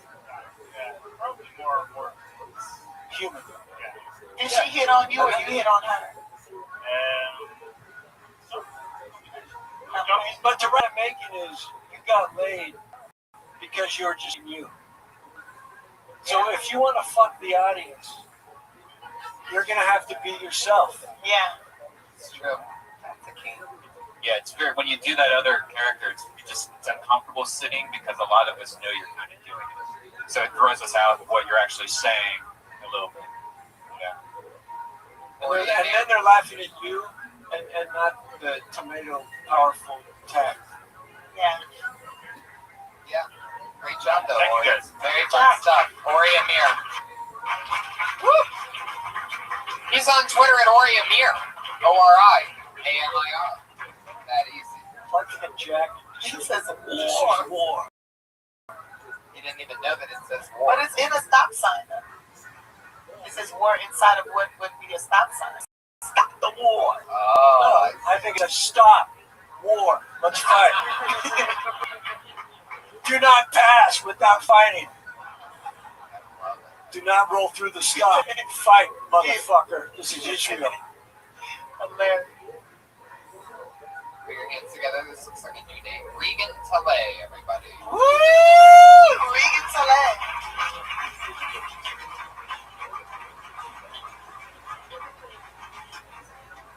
Regan Talay, everyone. Come on. Yay!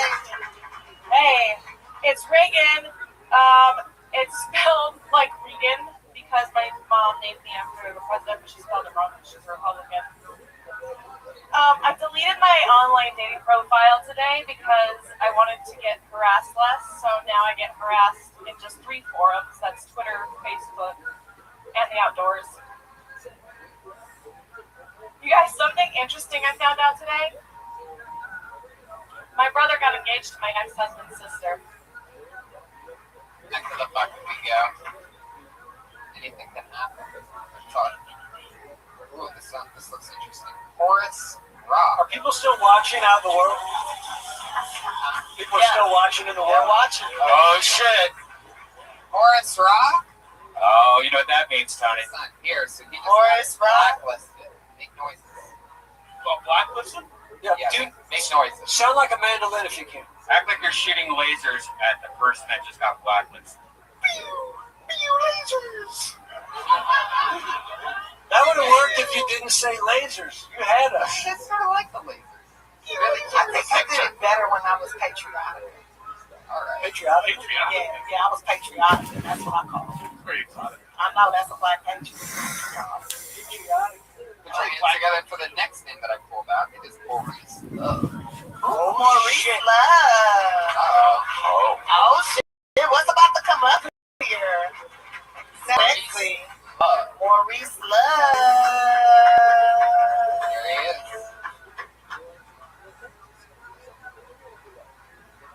How's everybody doing? Yeah, so I was living on the street for about 5 or 10 years, and I found out that there was a bird that was my best friend. When the bird died, the bird laughed. What are you laughing so hard for, bird? Because I thought the bird died. You know what? When I hold my mouth, I hold it just like this.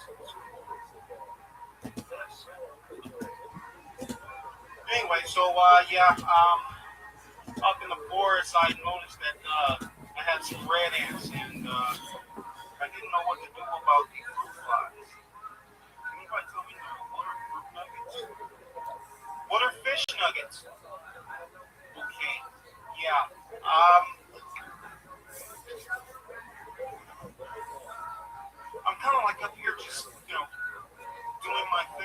shaking. Oh! Well, you got dolphins for some reason on that one. Hey, talking to the microphone. How do you feel about what just happened? Not good. What did you think was going to happen?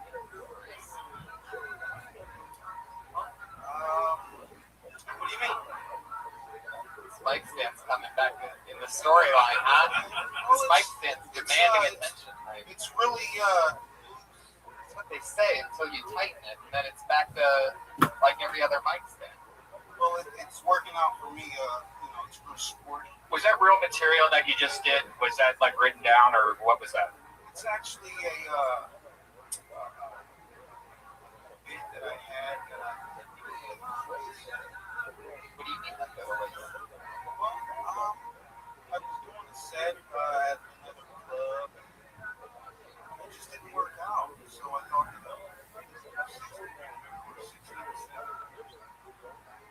You couldn't have did 60 minutes with that. People would have got it done. Your 60 seconds. So I mean, I got you on that one. You turned your head here. So were you homeless for 5 or 10 years? well, yeah, I was on the street until I got a shot at the liquor store. There was a liquor store on the Kardashian show. Okay. And I guess they drove by and showed me, liquor store. And so, I got interested.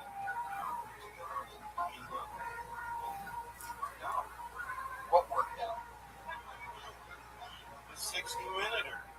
Are you still on the streets? No, actually, I'm not on the streets anymore. Things are really looking up for me. But I do know that being in a bum life just isn't going to be. What do you do for work? Well, I think walking up and down the streets. I'm pretty sure you're still homeless. This is the shit you should have been talking It's about. not necessarily. It's bummy. It's not homeless. It's bummy. At the end of the His day, nails when are clean, you're so he's done not homeless. bumming, You're at the end of the day, do you go to a home?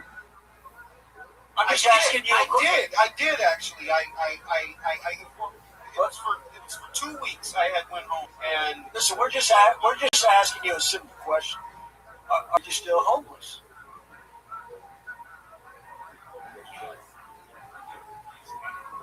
You look fucking low. Your nails are clean. Yeah, you have brand new shoes on. Yeah, and a brand new hat. Your head has And you have leather on your sweatpants. Sapphire, baby. Okay. So you know the key to comedy is honesty. Well, I think I've been. What? I'm too honest tonight. You look like you work at Bank of America and shit, trying to trick us. Okay. I think you do work at Bank of America over there in Inglewood. I've never worked at Bank of America. You work at somewhere where I remember you giving me some money. You look like you're playing a character. Yeah.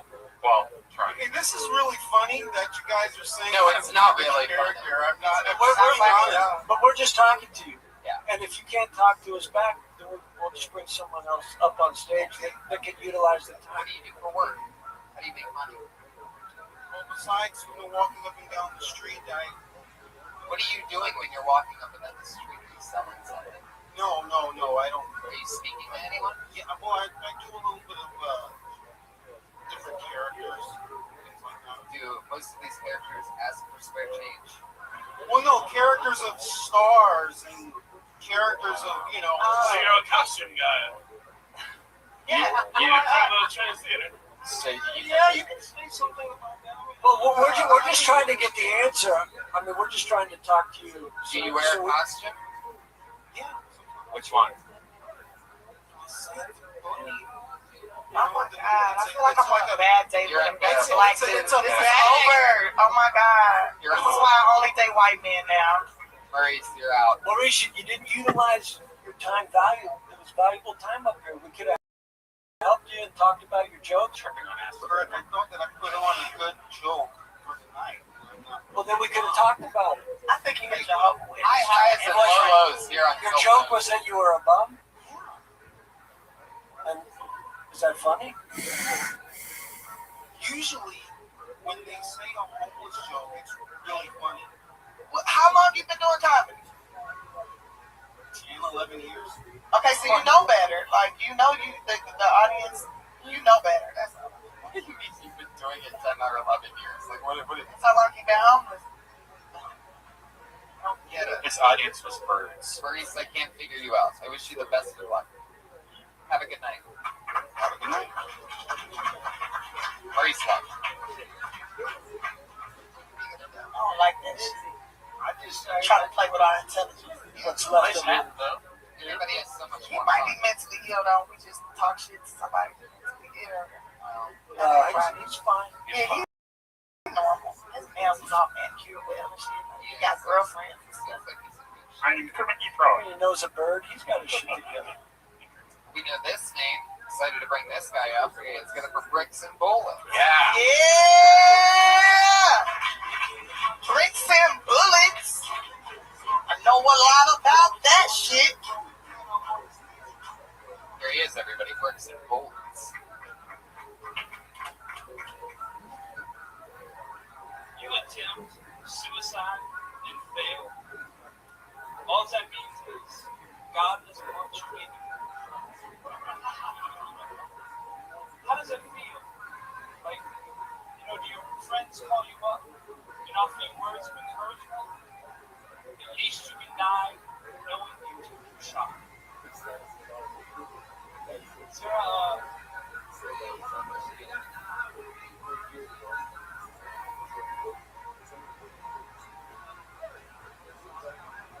It's all right. Isn't suicide just like a really, really late abortion? Minus your mother's guilt? That's all I got. Bricks and bullets. I love it. Bricks and bullets. That was so funny. You really lost it so hard. We could almost all see it. You were really trying to picture it. You were trying to picture suicide. You got it back. Earlier in my life. I thought you were good. Yeah. You have a really funny take on it. You've been doing. How long have you been doing stand-up? Well, last time I was here for the first time, I've probably been up 5 or 6 times since then. And you have some stuff that's not suicide-based? Oh, yeah, absolutely. I tend to laugh at the more extreme stuff. So, to help with my problems. I have a suicide joke I've never done. I say, suicide is against the law. What's the sentence? Life. Right. I like that. I'm working in. Kill Tony's good. I got to do a joke. Yeah. I like it. Yeah, you're right. It's all just time, stage time. Thanks. Thank you so much. And, Sorry. I thought we were talking about that joke. Joke, chill. No, really. I mean, you were great last time. You're great this time. Of course, that always happens. You forget I have that happen. You should have something to go to, like real quick. That might be a little silly. That you can use while you're thinking of what it is. But that's just like something that you'll get in your tool chest eventually. Why are you dressed like a landscaper? I like his outfit. Last time I was here, he just told me I looked like a really 90s battle rapper. Well, it's good that now you're a late 90s battle rapper. Really stepped up your game.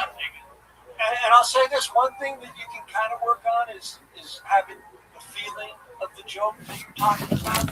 That way you're not locking into words.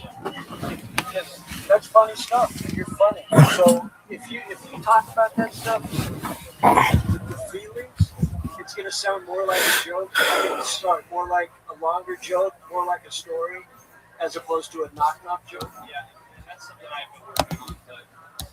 But you're all confident in making it. That's great, but that's why we're here. We're all just trying to get it. But you can string those 3 jokes together, so it'll like one joke. It's all right. Stretch it out, break it down, think of the note, think of different things. What else would you do? How would you do it, Bob? but try to stay in that pocket and write out a whole thing. That's all you have right now in suicide? Yeah, no, I stretch all that out. The whole trick of writing is just asking yourself about the subject. What would you do?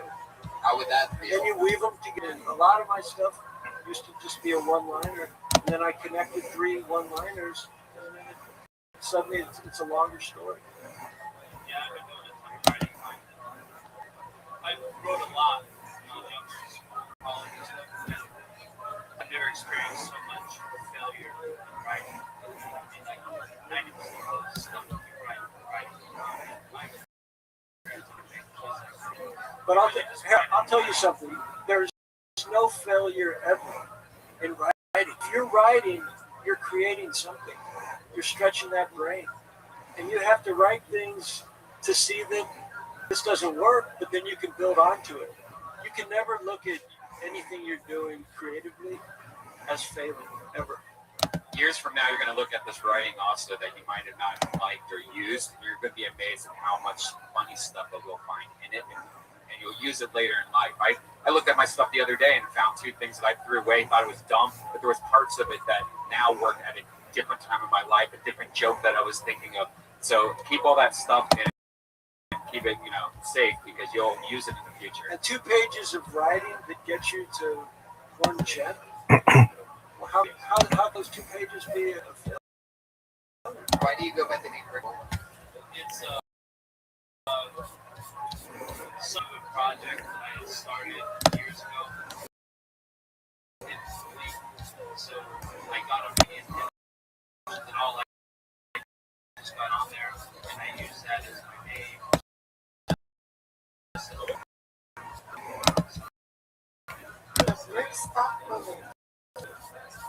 What's your real name? Yeah, it's aggressive. Just who you are. Just who you are. I thought he was gonna come up here with some 8 Mile type shit. Right. I've never seen him before. But you know what I mean? So maybe it's time that you just be Jeff, tell us a joke on your writing and just sometimes forgetting jokes and not beating yourself in the acting game, but they already made Breaking Bad, so that was your shot, pretty much. And I really like what you said, Kurt, about the emotion thing. Like for me, when I try to definitely connect with the memory of it, or like, because I like to use a lot of stuff that really happened to me. So I try to connect with the memory, and I never forget the joke. If I have the feeling, then the joke always is there. And if I don't have that feeling, then that's when it comes out most of the time. And you might also find that your words are funnier than what you thought the joke was going to be. Yeah. So don't lock yourself into anything.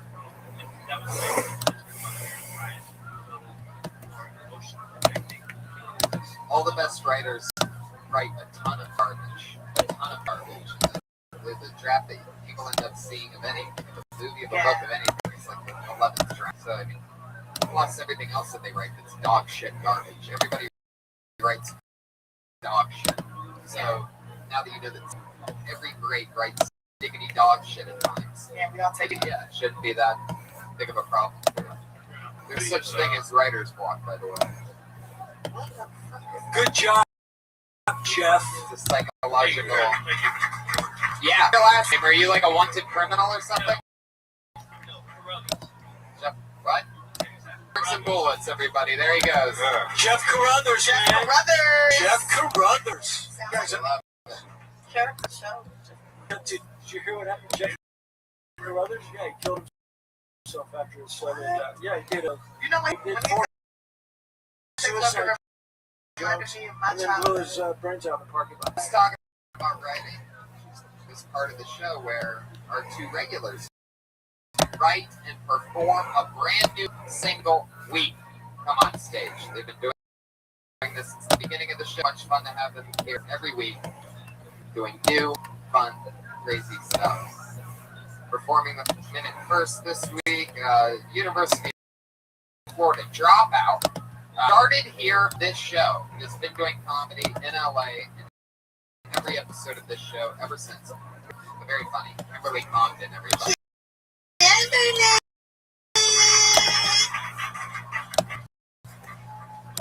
50 Shades of Grey came out on times. That was like a really big thing. Everybody was excited that. I get it. You know how it's about a girl who graduates college, she gets a job under some guy who's really sexy and rich and just fucks her all the time. I think it's super realistic because nobody gets a job out of college. You know? I hate when girls say that they don't know other girls. We've all had that girl that's like, I don't get along with other guys. It's like, well, that's because you're you get along with 50% of people. Like, really, bitch, the only people you get along with want to fuck you. That's the thing about you. I'm dating a guy, but we're in a big fight right now. Decided to punish him by not having sex with him anymore. But I have to stop because I'm tired of blowing him. So it's like, this is hurting me more than you. Fuck yeah, there you go. I mean, minimum completely found it. I love that. You totally agreed with her. It's so hard that she got the classic titch. We don't get that. Everybody, that's true what you said. I like that. I like that.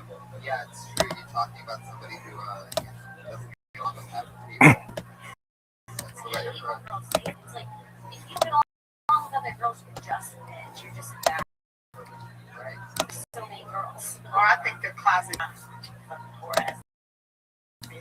Whoa! Holy shit! Yikes! Wow! I don't like bitches that don't like bitches. Is there any women in this room right now, by round of applause, that only get along with guys who don't get along? That point. I had a feeling nobody would respond.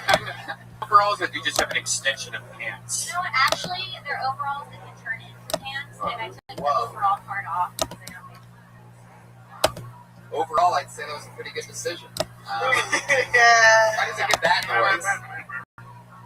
With that first joke, you said it was realistic. You should have said it was unrealistic. Yeah.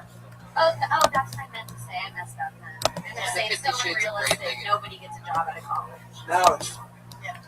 Yeah, you gotta just get to it soon. I mean, if you're gonna do it, that's 22 or 23 seconds until you hit that. Yeah, but how do you explain all of that? I don't think you need You just say, everybody knows about 50 Shades of Grey. All you say is, can you I watch it, look at this shit, blah, blah, blah, realistic. I just couldn't believe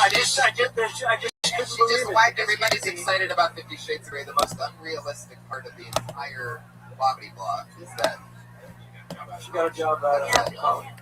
That's white girl powers. That's all that it is. If you're not gonna talk more about that part of it or something, then it's probably not worth it. Yeah. Right, you should talk about how they look like they don't know how to fuck. But I think that's actually the setup, and then I think you can build a whole joke around that as the setup. If you use it as the setup instead of the punch, I think you can dive into that world. Oh, yeah, you can go all into the workplace and stuff. And just jobs. I mean, I'll let you change me. What's she going to be doing in 10 years? I mean, how is she going to be in arthritis? Just at bad. Her hip is still out. Unless you just don't want to spend that much time on a joke that's got an expiration date of a week. Right. I've totally doubled down and think more about the 50% women that say they only nice things. Yeah. Because I hear that a lot. And all those females, when they drink a lot, they smoke a lot, they always dress like, they try to always do. There you go. That's it. About those people. Break it down. They always got a lot of eye makeup on. So Yeah, and I hate those.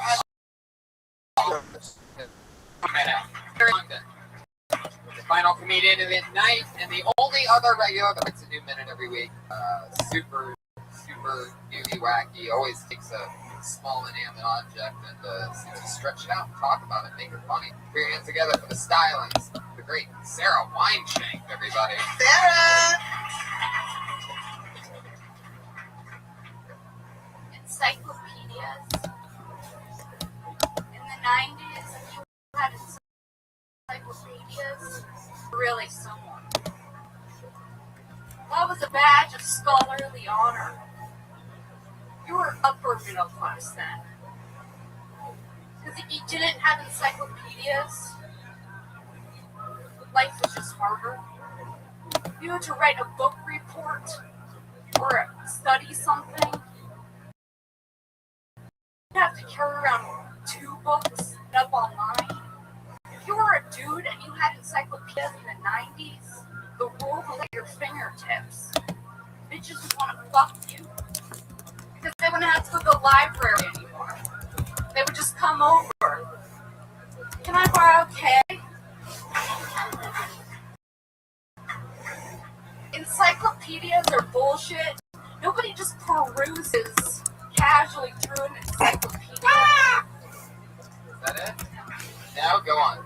You always have to have an agenda. You're looking for something. You don't just take out letter P and say, today I'm going to study persimmons and then penguins. Right. It would have to be penguins and persimmons because then it's 4 R's. Yes, but sure. I mean, that's just math. Did you ever do an encyclopedia took in the past? No. I tweeted. I love that, but you know, the interesting part was like you said in the 90s you didn't have encyclopedias. And you said, no matter what you said, it doesn't matter what you could say. The sentence is like you didn't know any, or you didn't like you didn't really nail it. That there's no internet. Didn't have video was. Yes, Coach. My grandma, she made me feel weird because we had like 3 it's like you got the Botanica, you know. For more, they were missing. But they knew. It isn't a complete set. Where's MMA? By the way, I remember that being a lot of my childhood. And those, they're always missing one. And those people were just really smart at like aardvarks. People know like knowledge about letters or transit. But only started the A's And then eventually they just started being used for door stops and just fucking put shit on. Maybe they were just. My grandma used to talk shit about people that had old encyclopedias. If they encyclopedia 10 years old, she's like, they don't even know how to stay up with the times. Relevant. Yeah. The fact that they were constantly, but like not much in the encyclopedia. Well, that's it. We did it again. Minutes. Sarah Weinshank. She's on Twitter at Princess Shank. Or Weinshank. And Sarah.